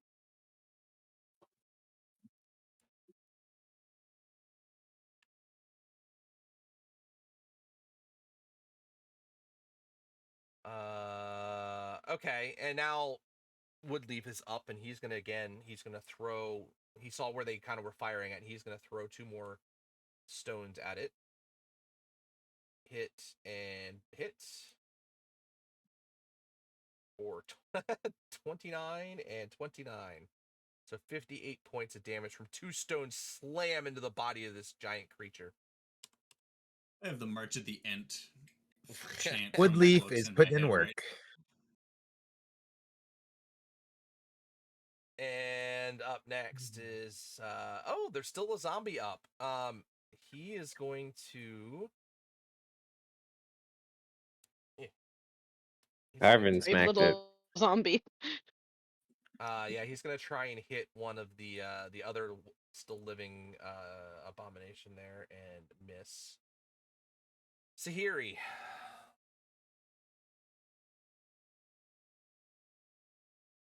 Right there, right? Huh? There's a zombie right there, right? Yeah, there's one zombie that's still there, and then there's a larger zombie that's 60 feet away. Okay, well, the one that was right there, because I have my mace, let's just whack at that one. That's a 23 to hit. Absolutely. Hmm. I think you obliterate him. Well, it takes 5 Good points thing. of damage if it has 25 hit points or fewer after taking the damage.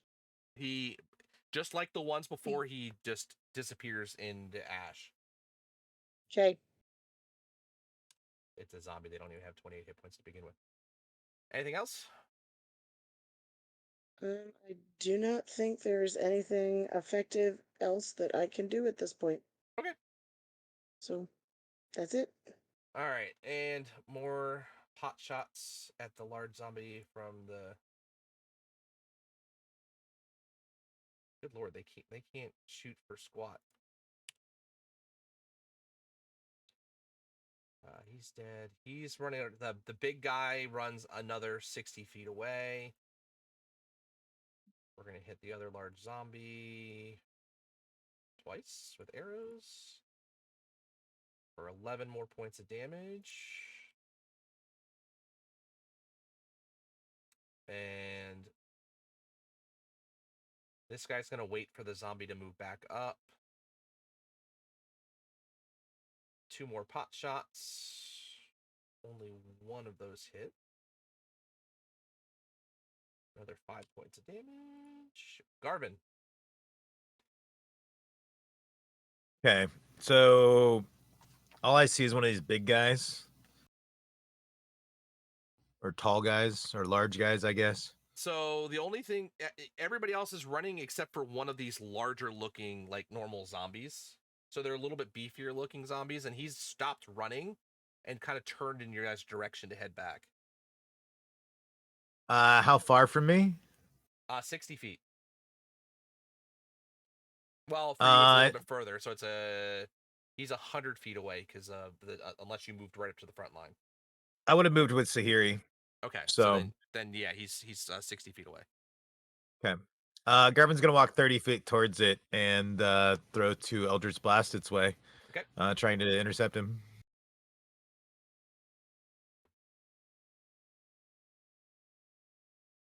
23, 22 to hit. All right, 23 hits.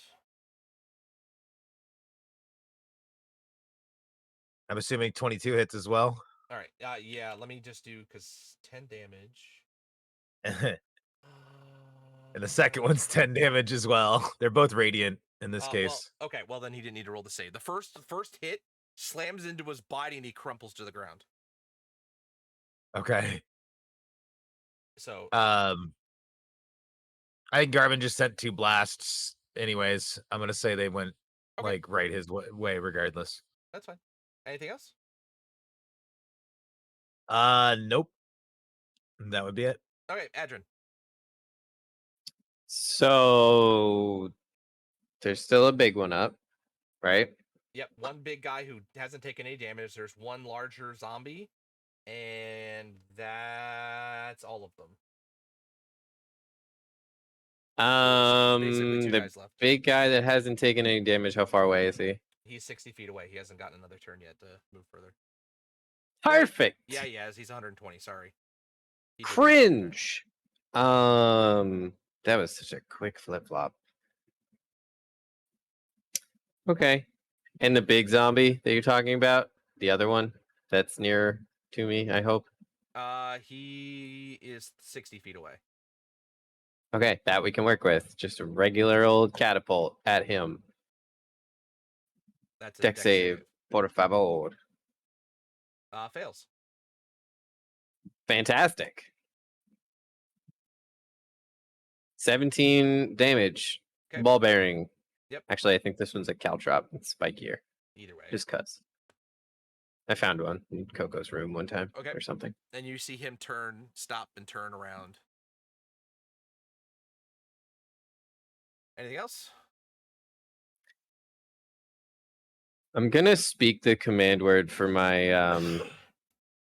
what the crap, Pearl of Oh, Power and get back my 3rd level slot. Okay, well, at the same time, roll me that d20 because I forgot to have you do that on the last on your catapult.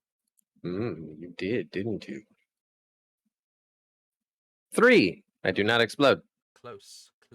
All right. The big zombie moves up 60 feet. But one of the big snake guys had been waiting to have his attack go off. And he slams at it with a scimitar and hits. Wow, that was garbage. For a whopping 6 points of slashing damage because I rolled double ones. All right. Coco. Alrighty, so we are trying now to prevent the big guy from getting away, correct? So that he doesn't go get allies? Is that what we're trying to do? Oh, he's trying to kill us again. He's Oh, he back is? to Okay. angry. He's back Yeah. to angry, okay. Yeah. So, He was alright, turned and he was running away. Now he's not. alright. Just making sure I Alright. got the full picture. Okay, well, in which case, if he's either way, that seems like a pretty good reason to go shove my rapier into his tender bits. So, bonus action, Owl Friend is going to go perform the help action, and Coco's gonna go stab him.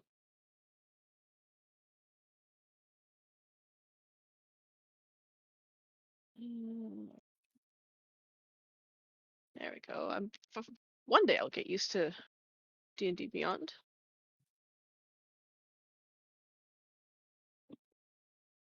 Pretty sure that'll hit. Yeah, I don't know why it's not showing, but your rolls are not It's showing. 28.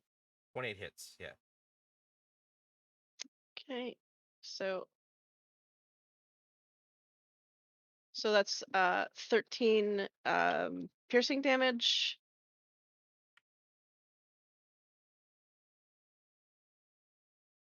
For fire damage. And 20 sneak attack. Okay. So it doesn't for that one, for the zombies, it looks like all the damage goes through, so. Okay. Anything else?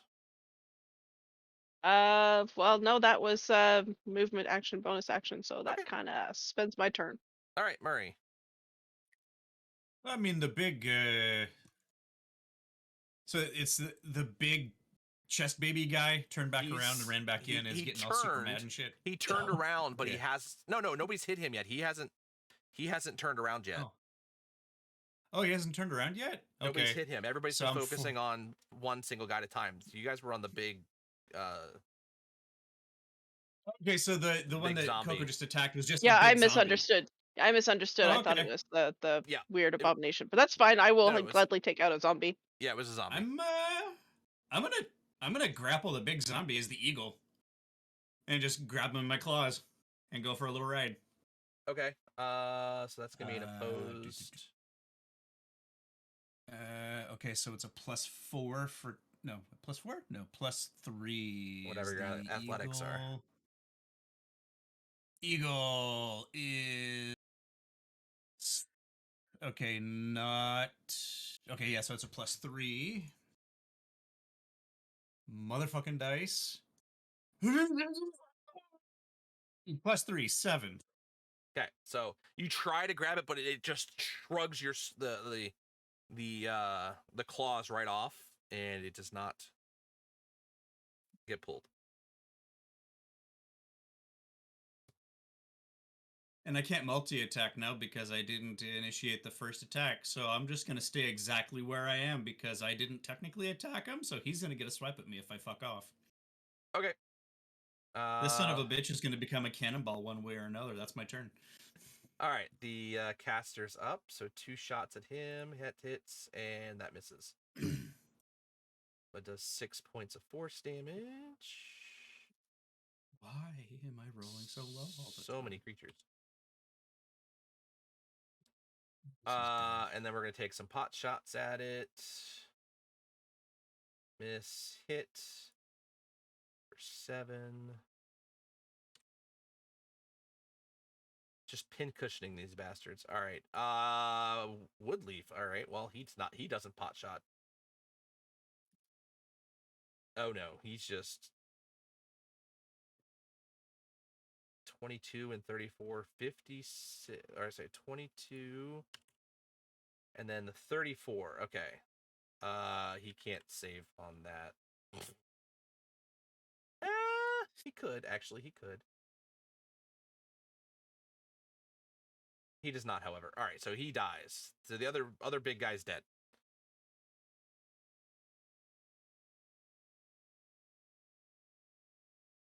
Jesus. He's dead. He's dead. Sahiri.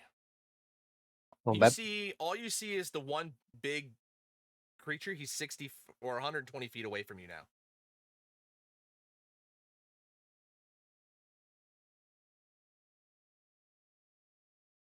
I guess I'm gonna double move to get 60 feet. I mean, how far away from me is he? 120. Okay, so I'm gonna move my 30 and I'm gonna throw a guiding bolt at him. Okay, that's a spell attack. That's a poor man's 20. That'll hit, absolutely. Okay.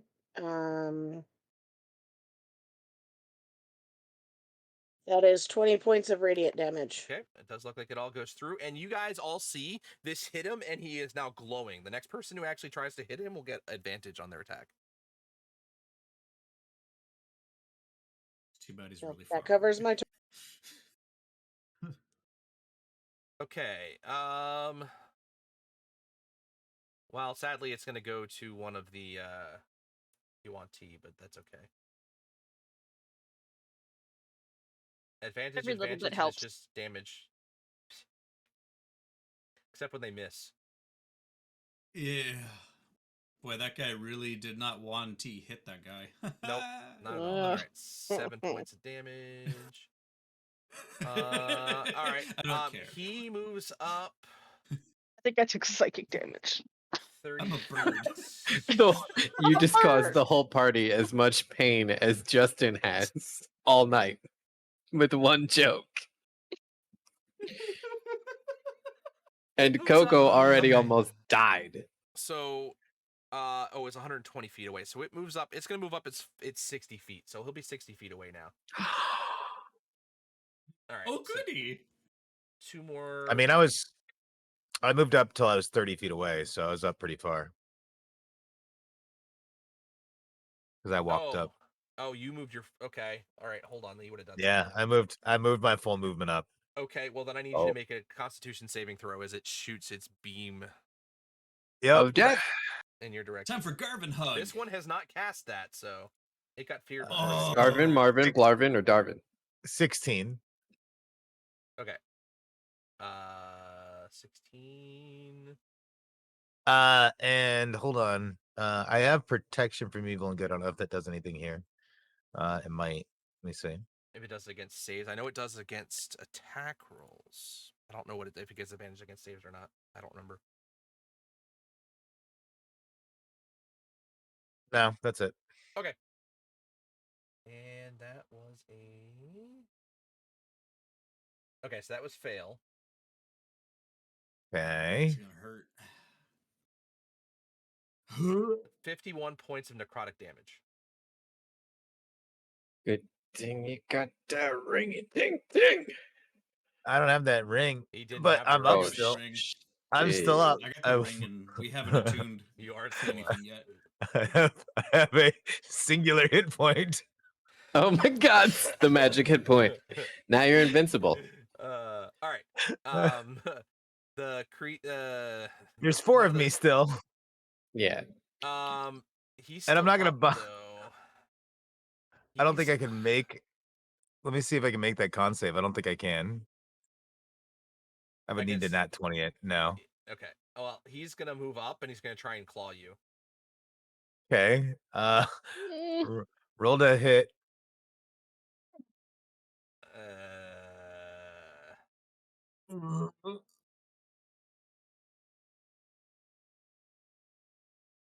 So total damage is Well, 30 what's the It- attack roll? Because I have a 28. reaction still. A 28. Oh. Okay, so I have 4 copies of myself. So first right. off, I forgot about your mirror image. let me make sure that doesn't. I think that actually just gets my lowest level one. Nope, that hits me. oh No, no. must roll a No. 6 or higher to change the attack to target to duplicate. That's Yeah. yes. This hits the So- first duplicate. That full attack Marvin, just no. obliterates that the copy. But it has a second attack. Yep. Oh, fucking mirror image, man. Oh, Come and on. it nat one. It nat Oof. one its second one. All right. Okay. Thank goodness. Oh. So, one of the snake creatures is going to move up and try and attack the thing back. So he's going to take 3 melee attacks on him. Miss. Hit. And miss. Okay, so he gets 1. For 13 points of slashing damage. The other one's going to take pot shots with the bow. Hit. Miss. For 5 points of damage. All right, Garvin, you're now up. This thing's in front of you. It just smacked the living crap out of you. Okay. Uh-huh.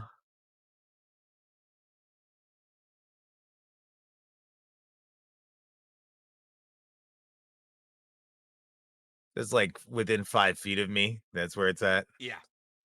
Okay. So I think since that's the case and it's right up on top of me.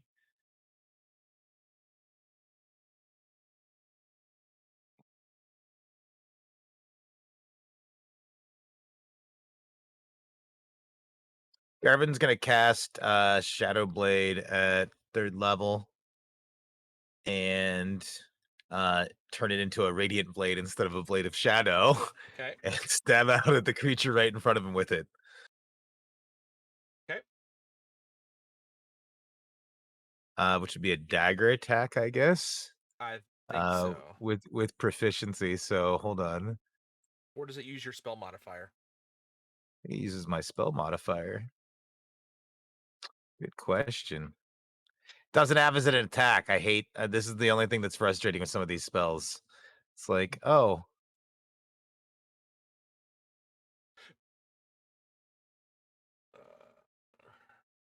simple melee weapon with yeah. your proficient. Yeah, I thought so. Okay, so I just need to I need to add a dagger to my sheet essentially. Yeah.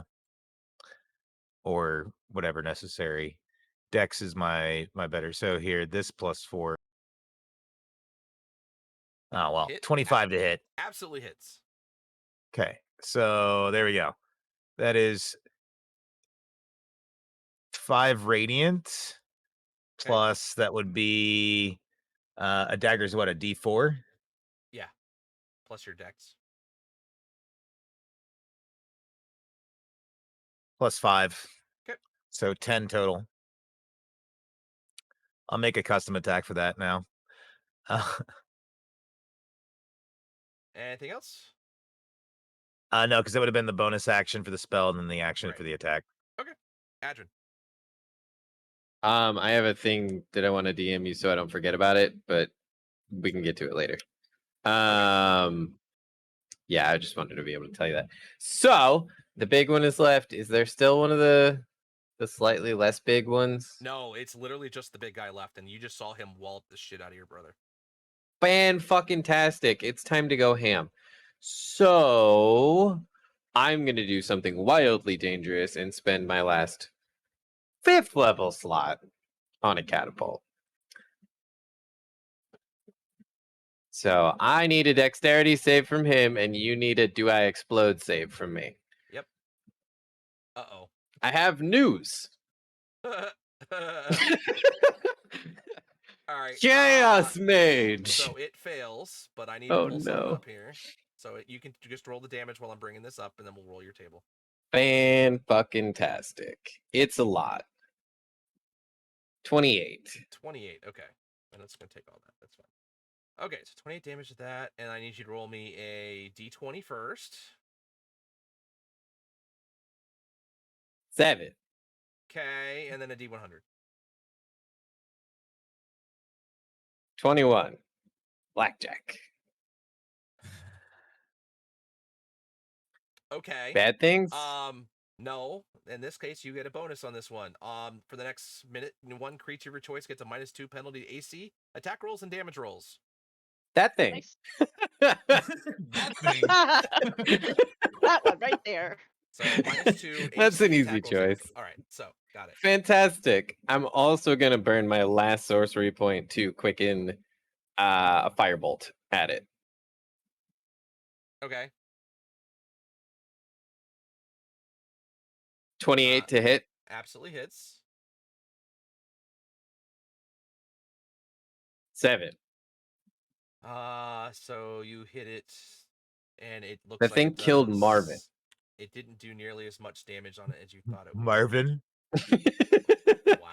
Yeah, it's Marvin, Garvin, and Arvin. He's got 2 A's. Oh, okay. All right. Coco, you see one creature left.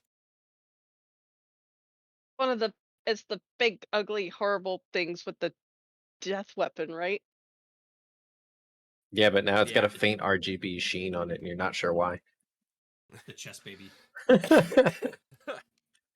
How far is it from me? 30 feet. Okay.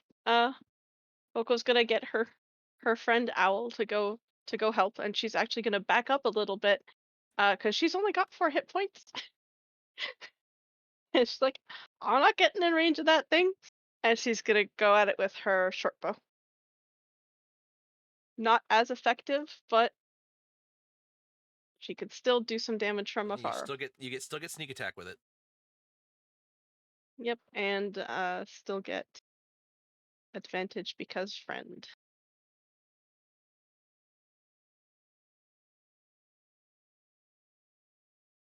Well, thank goodness for advantage. What'd you get? 19th, Okay. Yeah, that hits. because the other one was a natural one. That would have sucked. Okay. All right. So it takes 6 points of piercing damage.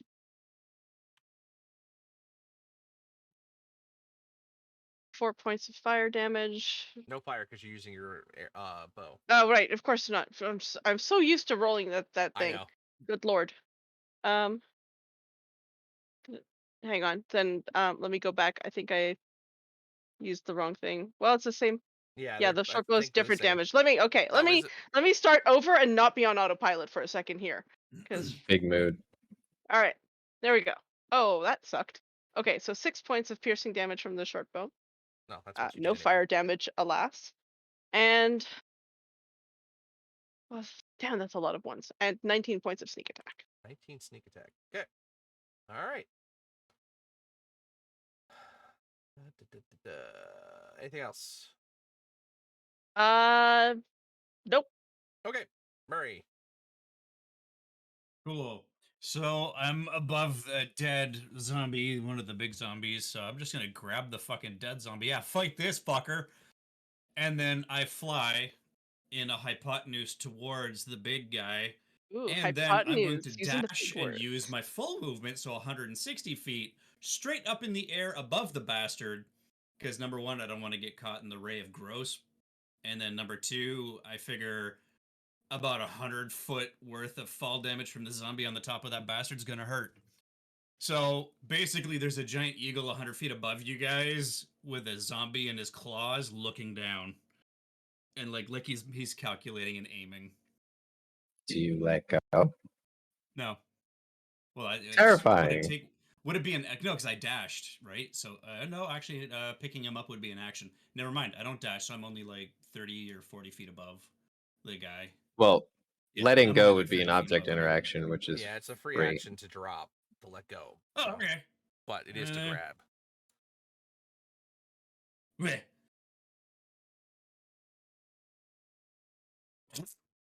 So you're dropping from 30 feet up?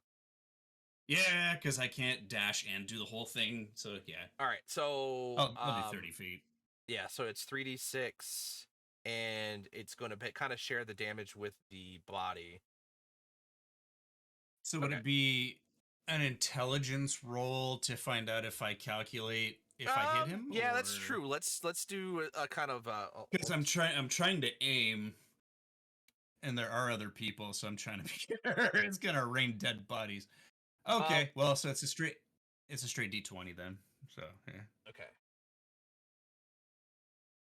Hey, let's see if the fuzzy dice work now. 2. Okay. I rolled a 2. I haven't rolled above a 5. Give me a D8. Canada Post, it's kind of slow.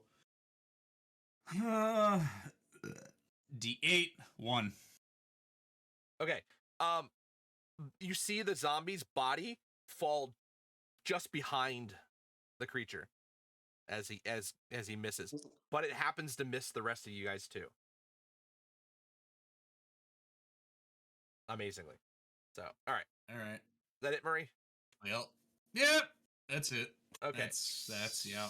So the caster's going to shoot 2 more Eldritch Blasts and only hit once for 7 points of damage. There. And then Bonus some pot action shots to- from the Pure Bloods. It's a -2, so both of those actually hit. Look at that. 2 and 7 is 9 more points of damage.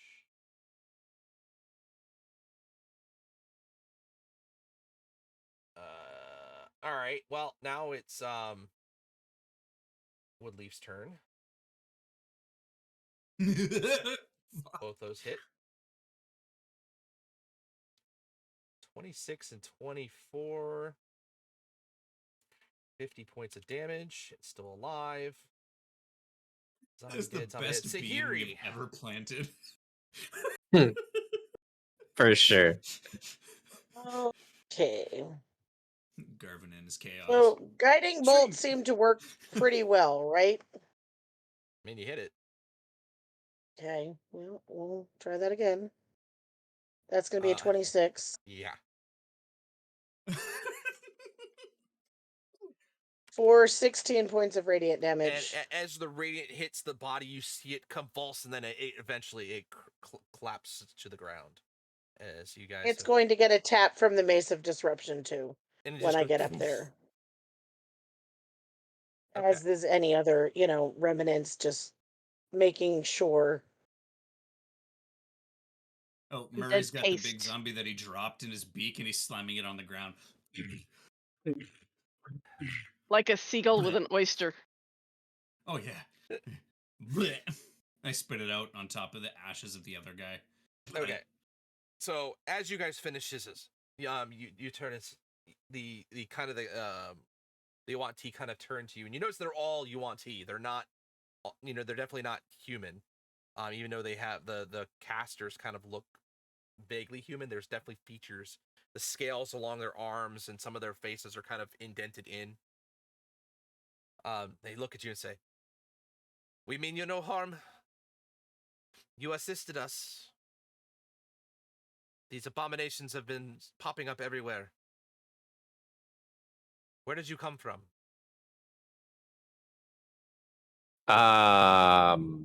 Funny story. Hi, Adrin.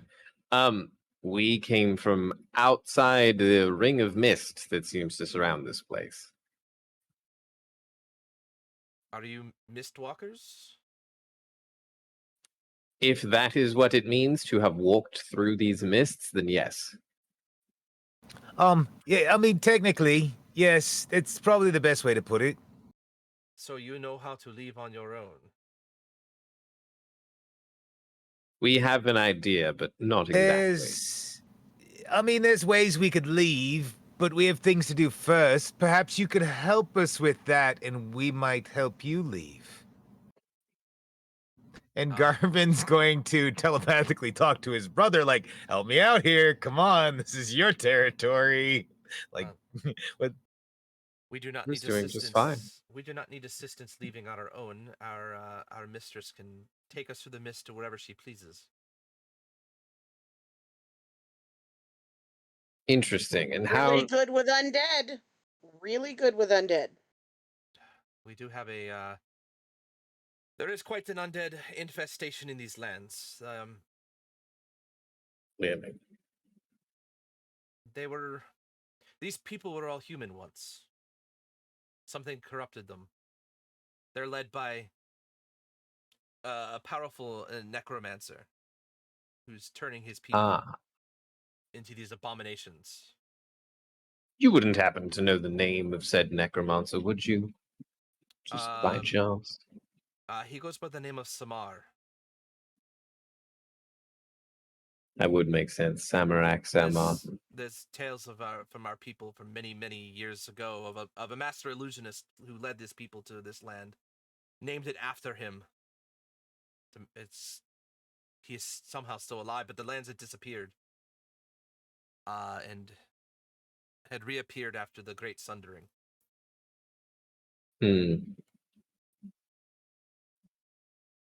Look, even I think naming a city after yourself is a bit much. It's not the city. Well, okay. The city Country, where he was housed continent, is whatever. Samargol. It's right along the edge of the river near the ocean line. Interesting. Could we perhaps take refuge with you, at least for the night? We've just arrived today, and we are still getting our bearings. Yes. Quickly, we have an encampment where we have it's a former city within Semarak that we have managed to take over and control. Our mistress can probably give you more information. Oh, thank you so much. And what was your name again? Uh, it is Saresta. Saresta. Thank you. Just gonna write that down. Eagle Murray's gonna fly up, like dash like 160 feet, and do a slow circle, just to see if there's any more undead coming. Okay. Okay, Again, we'll go counter to him okay. and So give me active perception since you guys are specifically looking. 22. 17. See, your perception rolls are working. Why were your attack rolls not? Whatever. Doesn't matter. So you guys both They look got around, and it doesn't look like any more have started congregating, but there's still you see the patches of zombies kind of throughout the region. Alright.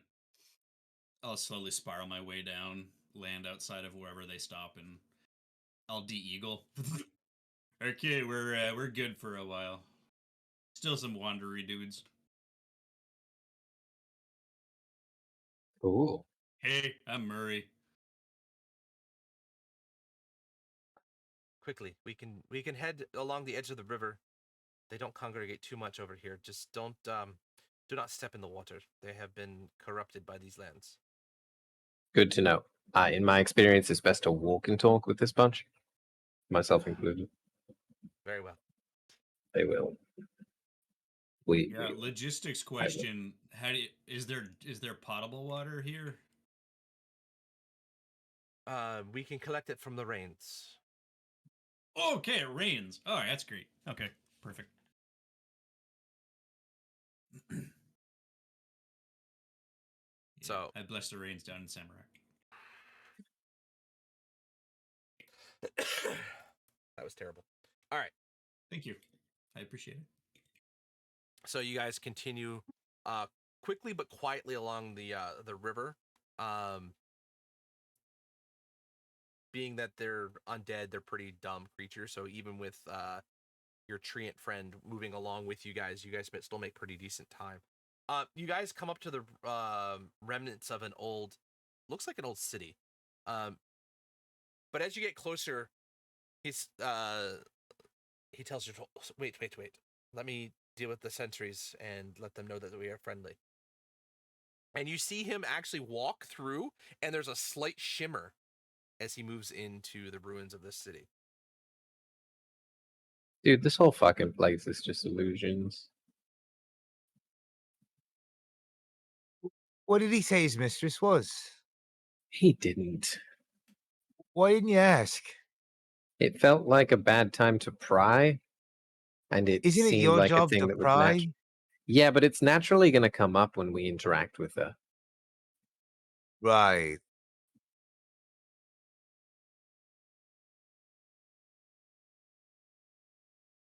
I mean, when we see her, we're probably gonna get a pretty good idea, you know. Exactly. So you guys wait for a couple of minutes, and eventually he comes back and says, "All right, we are cleared. Just it's a little weird to get used to, but many of the towns and villages within this entire region are protected by illusion magic to make it look like the cities are in ruins. But this is actually in very good shape. We took it over and cleared out the undead that had been scourging this area." Yeah, no, the Yeah. illusion guy took over, blah, blah. Yeah, I'm with it. Yeah, we cleared out a place over that way.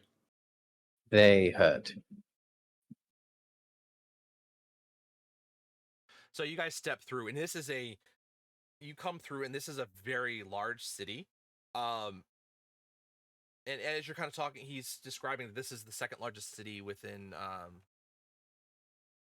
Samarak. Hold on, I gotta bring up my map because I already forget the name of it.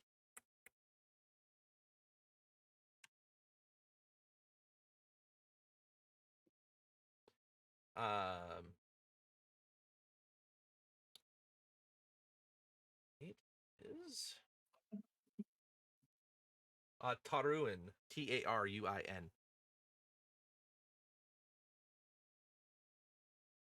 what you see is a very large entry gate that you guys walk through. It is actually wide open, but it looks from what looked like the outside, it looked like it's completely fallen over. Um, there are sentries posted on each of the small towers that surround the gates of this building. I mean, of this entire city. Inside, you see wooden buildings, normal housing structures. You see almost an open market area that's been converted into almost an armory. But you see a large contingency of Yuan-Ti in the city.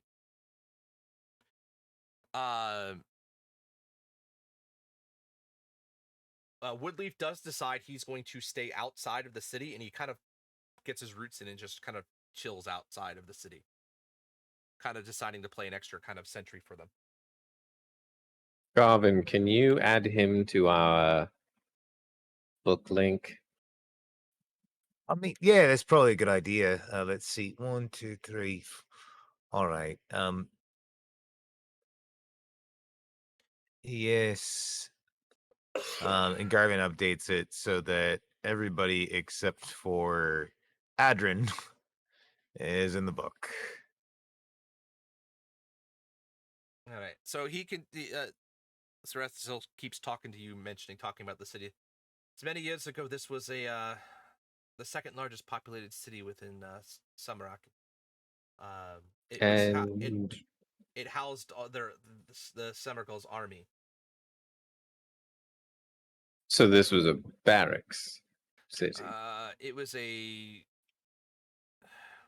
I guess that's a good way of putting it. It still was a cargo transport because it was the top of the river that led down towards the ocean. Used for Which makes it the perfect place for a garrison. yes, to lead out patrols, especially at the northern edge of the borders, since the rest of the air territory is surrounded by mountains. It was a perfect spot to be able to contain threats from the outside. And house and feed them with this much land. That makes sense. What happened to the people of Zamorak? Are they all the shambling folk? As far as we can tell, there's no living beings left here outside of us. And are you ancestrally from these lands, or have you all arrived similarly to how we have? We were brought here by our mistress, but we are from Schult itself. She came from the mists and returned, and brought us to travel with her. So your mistress has come from within the mists originally and brought No, you all back she within. is one of us. No.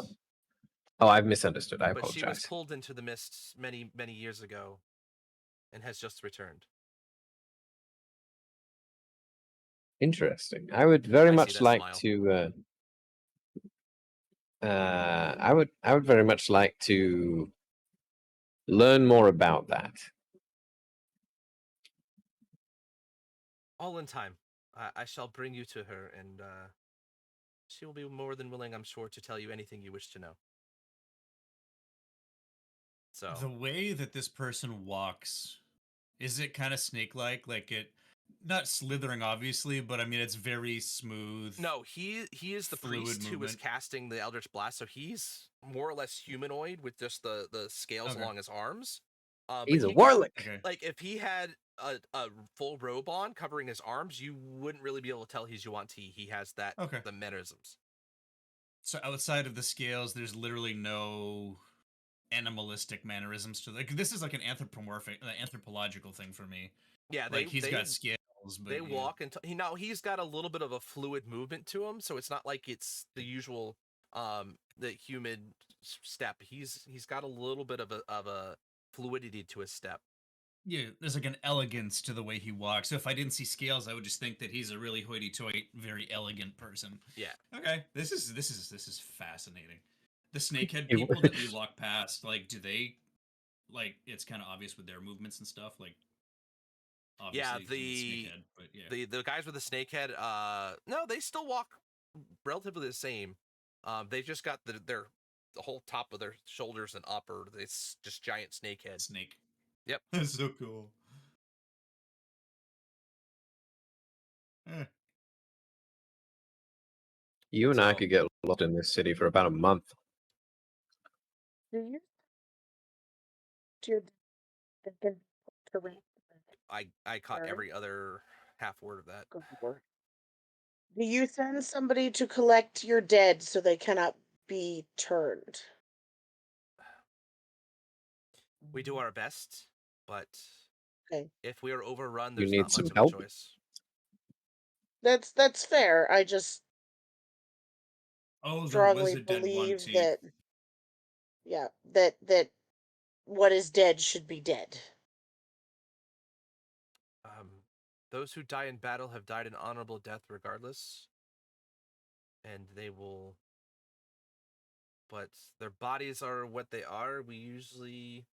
Our people prefer to sacrifice those who are in danger of death. The body is not as sacred as you may see it out to be. Yes, but you No, don't but want it's that also body to come possibly a back and weapon. attack you. Yeah, because Well, that of body can be course. turned into a zombie if proper rites are not done upon it. Speaking of which, what is your culture's burial process? Fire generally, Perfect. We can do that. or we toss them into the sacrifice pit, and they're eaten by the vipers and pit and snakes that are within the sacrificial chamber. Whoa. Gonna need some more details on that. That sounds fascinating. Wonderful to Remember meet you. Alexa Tell me about Adrian? your burial rites. It's a hell of an icebreaker, Adrian. I mean, So we already as broke you're- the ice. He knows we're a- awkward.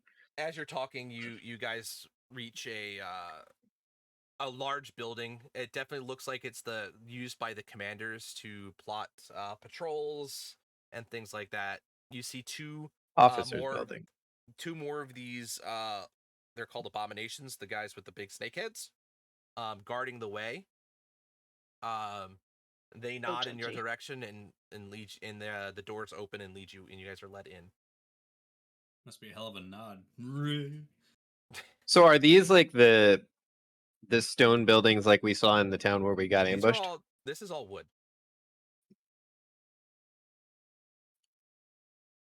Interesting. The outer structure, the outer walls are all stone, but the inside, most of the buildings are made of wood. They do have some stone foundations. So it's not like the stone buildings that we saw when we Correct. first encountered the villages. That's Correct. weird. So, but you were led into a large room. There's a large table in the middle, and sitting on it back behind, there's a large. It's almost like a makeshift throne.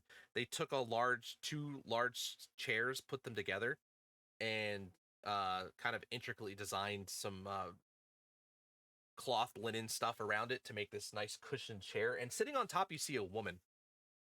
Again, you look at her, and she could absolutely pass for being human, except for the fact that she's wearing very light clothes, and you can see she's got a line of greenish scales down half of her arm.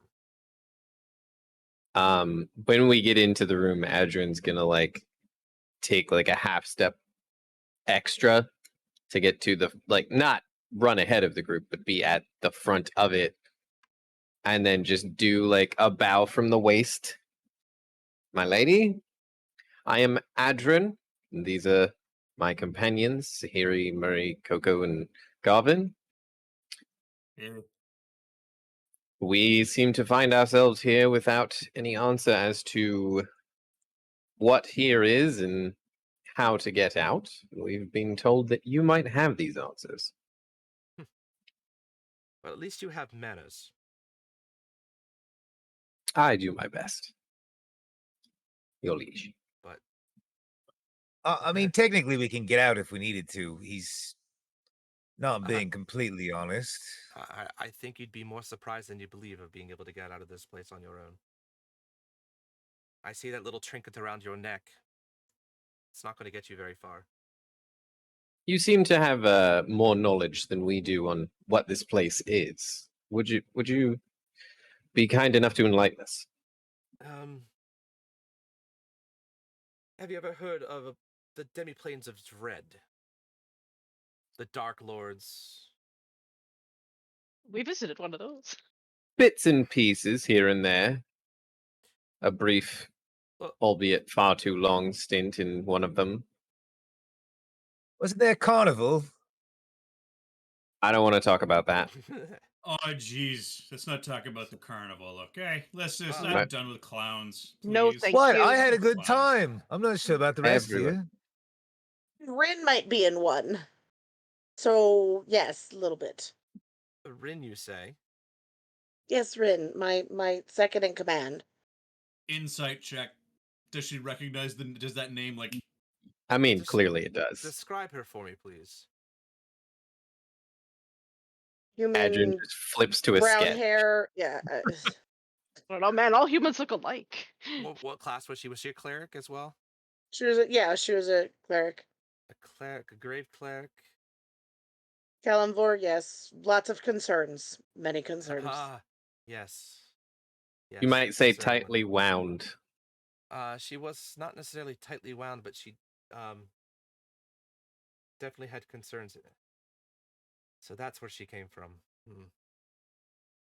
You knew her or know her? Hopefully. Uh, I do not think she's passed on. she was alive the last time I saw her, and the last time I saw her, she was leaving another demiplane. But that was years and years ago. At least for me, time in these places is odd. Ah, like the Feywild. Got it. Yeah, we lost 3 years. And so, I mean, Totally. I'm sorry, but what brought you here? You're after something, obviously. This land was the ancient enemy of my people. They went out of their way of slaughtering us left and right. and who were those people? If you don't Princess mind my mages. asking. Yeah, the illusion mages of Samarak. The Phantasmages. Okay. Yeah, but there's Now- nothing left here. They've been corrupted. Something. This land is, well, as with any other demiplane that I've been through, something has corrupted them, turned them into their worst nightmares. You keep saying, as with any other demiplane that you've been to, kind of blasé. How many exactly have you traversed? I've lost count. It's been numerous. If you collect certain trinkets from specific areas, you can traverse them at will.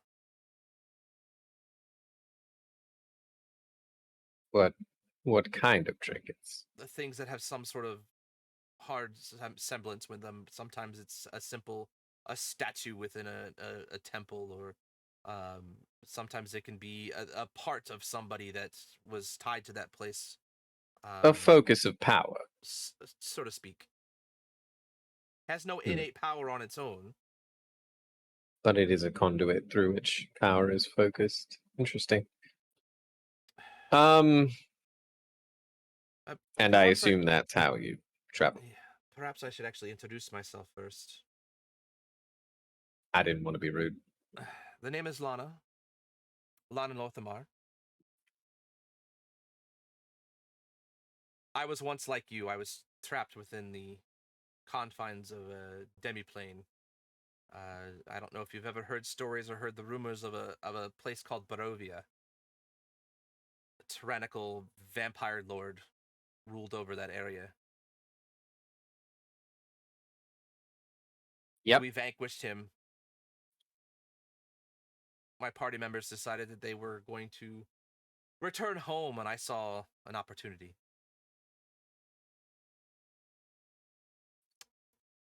To fill a power vacuum? So to speak. But the Dark It's Lords understandable. are fickle. They don't have you see you as well enough of a plaything or a a toy prisoner for them. Archfey aren't much different, and one's my dad, so The vampire lord named Strahd eventually returned, and I managed to escape. But I learned a lot in my time within Barovia, and he had much research on mist walking and traversing the domain, and he even had a couple of trinkets for different places, and I quickly learned how to travel. you wouldn't happen to have, say, scribed any of that information for later perusal, should you forget. I'm not sure if that information is freely gathered, but perhaps I can give you the focus to return home if you all are to help me in my campaign.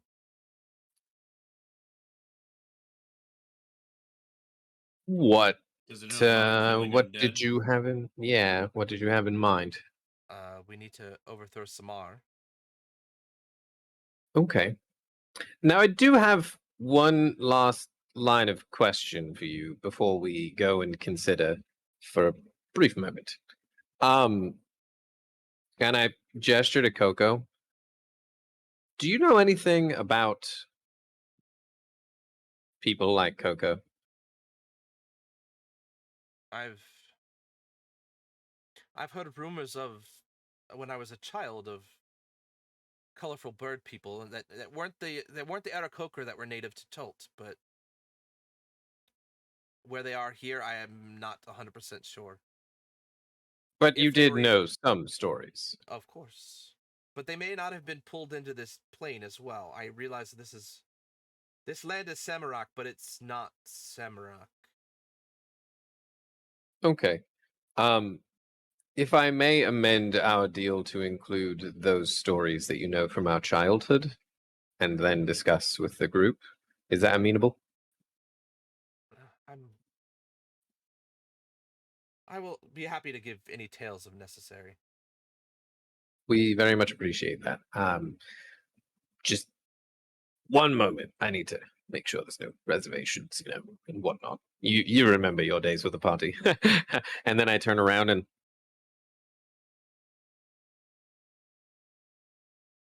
Garvin's just gonna um I think I would telepathically, like, I guess I would write it out on the paper, but Garvin's just basically gonna state that I do not wish to be indebted to this woman at all, whatsoever.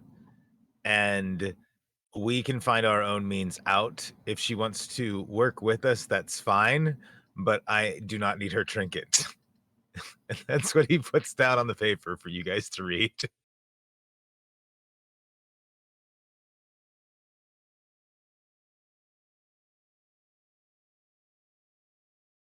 Don't quite know how I feel because obviously she was partied with Rin.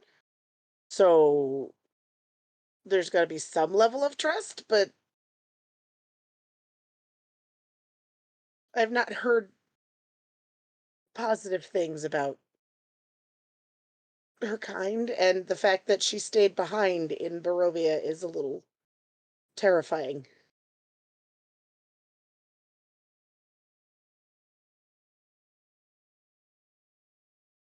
right? I haven't taken my eyes off of her this entire time while I'm listening to you guys. Like, I look down at the paper to see what Garvin wrote, but my eyes go straight back to her. How old does she look, if I were to assume human? You would assume she looks in her 20s.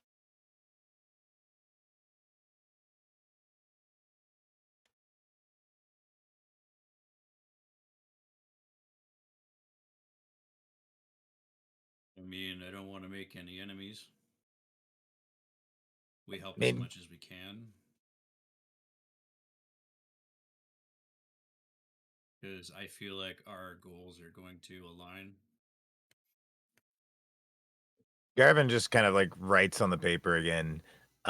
Essentially, I He's proposing that we work together because we have a common purpose to work together, but any payment for services, transactions, or anything of the sort, as far as agreements, can be dealt with as it comes. We are not making an agreement now with somebody for something and being indebted to them and in Oh. servitude to them just in Okay, I got you. exchange to get out of this place, because that is So- what she's offering us. And Garvin is saying no. Okay. So basically, we go along with what we're amenable to go along with. We have the right to refusal. Yeah. We'll And help you. Your help. We both want the same thing. We both want Samrak dead or Samar dead, right? We obviously, this guy, if he's the necromancer, is tied into what we need. We don't need to tell her what we want, what we need. We can go along together until any sort of deal needs to be struck, but we don't need to be striking a deal right now. What if she owes us? What would she owe us for? To be determined. But that, see, and that's and then I guess that's where Garvin says that, my dear brother, is why we are not striking an agreement. And that's like the last thing he probably like writes on the paper before wiping it away is, we have no leverage. Zero. And until we figure out what leverage we have, there is no reason to make a deal.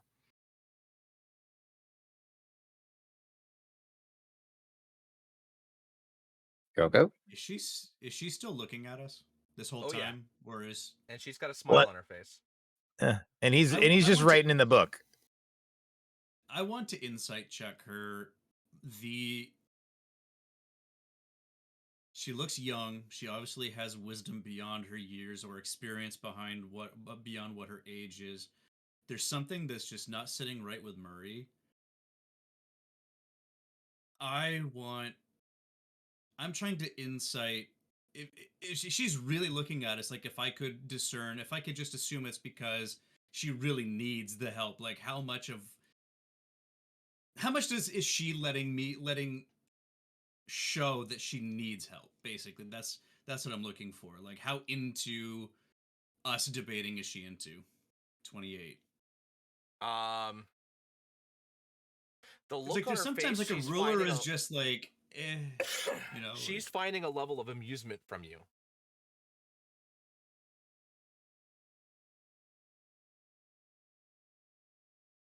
It doesn't look like you don't get the air that she's trying to use you, Mhm. but that you guys are a means to an end for her. Yeah. And she just finds it amusing that we just happen to be here, and she's just finding this funny, kind of like I would it's a never change. use anybody. Never. But you don't sense any level of a dishonesty from anything she said. Mm. Okay. Go.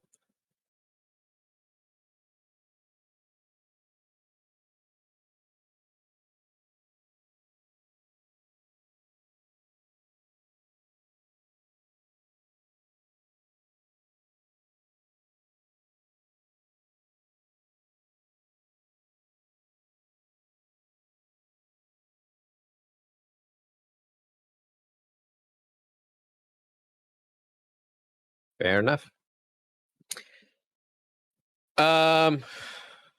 Flourishy turn. Well, my lady, it appears as if you and we have similar goals. But let's not put labels on things. Let's not. We don't necessarily need, as my brother has mentioned, we don't necessarily need an easy exit. It seems that we have a few ways of our own that, you know, And as you're hiding saying things, that, we are hiding things. As you say that, she smirks.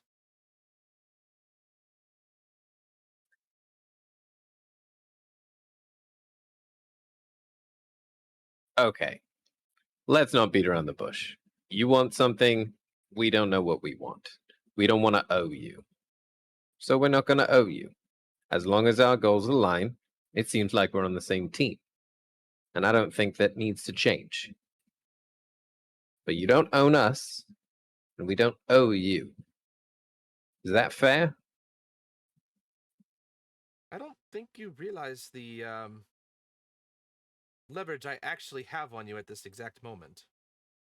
I'm What, you offering you a mean all the kindness. guards all around us? I think you'll find I'm more than a match for even you at this point. I'm And, not and I'm suggesting that we sure, fight. and I'm sure if you really wanted to just dispatch of us, you would have done You so wouldn't tell me. already. Oh, of course. But I don't wish that. We're and useful. I don't want you to feel that I owe you in any way, shape, or form, but that is not my intention. I have been where you all And have been before. we understand that. Now, our goals certainly are aligned. If your goal is as well to take out Samar, that is fine. But I do have it in my own ways that I would like this done, and I still will give you what I have promised you if it is completed. I have not offered any ultimatum if it's not completed. If you decide to find your own way to leave, that's upon you. What ways would you like it done? We can certainly take it under advisement. There are things that Things Samar has that we wish to have. And with that, we might come to an impasse. Such as what? That is obviously where there will be some discussion later.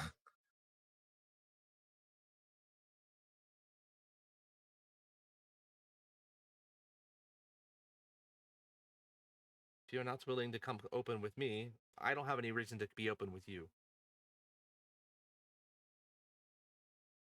Garvin looks to Sahiri as if like, what do you think? Said I'm very much of two minds here because I do not, and if you'll excuse me if Rin has told you anything about me, social graces are not necessarily my thing unless I'm dealing with death. So forgive my common bluntness, but I do not know you. I know that you traveled with Rin, so Rin saw an ally in you. I have reservations because I do not know your motives. I do not know anything about you other than you traveled with Rin, and you are telling me she came out of that alive. My main issue is I get orders from above. If I get that order that I need to destroy something that you wish to keep, we will be at an impasse because if it's you or Kellamvor telling me, even if I end up dead, it not a huge deal for me because I will go where I'm supposed to be. Death comes for us all. I don't fear it, whether it is death from you or death from something else. I, I I think you will find that your god has no balance here in any way, shape, or form. He will still be able to give you I, your powers, but communication with him will not happen. The Dark Lords are more powerful than even you understand.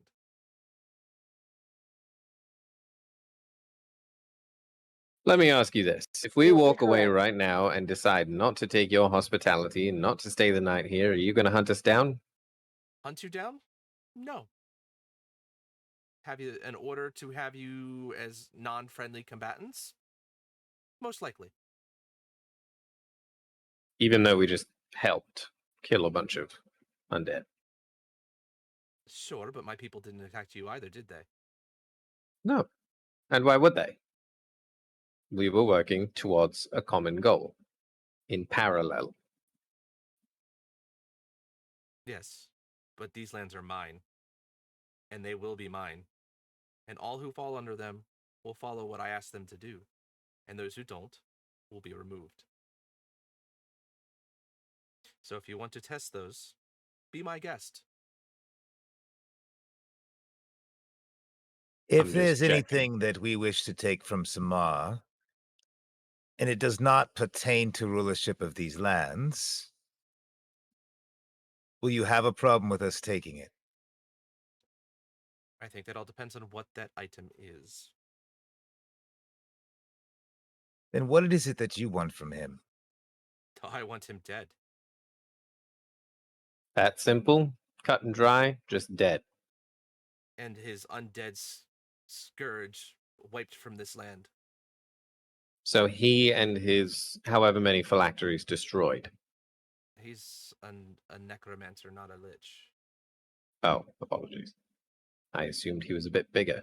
If he was gaining your ire. He has powerful allies that have made him above average for a necromancer. I don't think he has the aspirations for lichdom, but I do not know. We've not been able to get close to the center of his city as of this time to really get that grasp. Okay, so you said this Strahd guy came back. What's stopping this Necro Mahuza guy from coming back after we kill him? He's not a Dark Lord. He's just some putz. Something else has perverted the land. This is not the Samar that was being tortured here before. I'm gonna make eye contact with Garvin and kind of give him that look of like, I don't have a choice here. So, if I were to venture a guess as to what extra power, extra mojo this common putz has gained that is giving him the power to corrupt the land, it is the phylactery of a lich that we are here to acquire. That is the item my brother has been skirting around us acquiring from him. Is that going to be a problem? We're on a Well, lich hunt. Inherently, the phylactery will have no power to me. Then we're good. Now, was that so hard? Apparently. I apologize. We're nervous. We deal with lots of people. Not all of them are very friendly.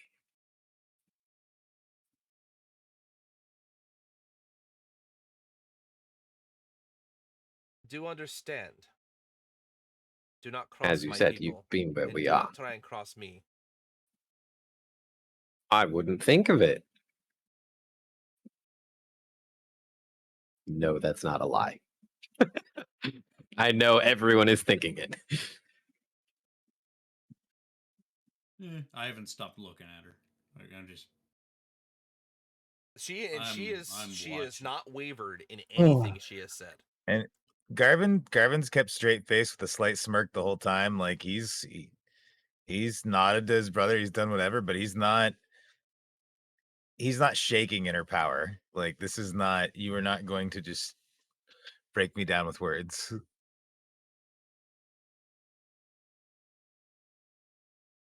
Well, now that that awkward formality is over with, what's good to eat?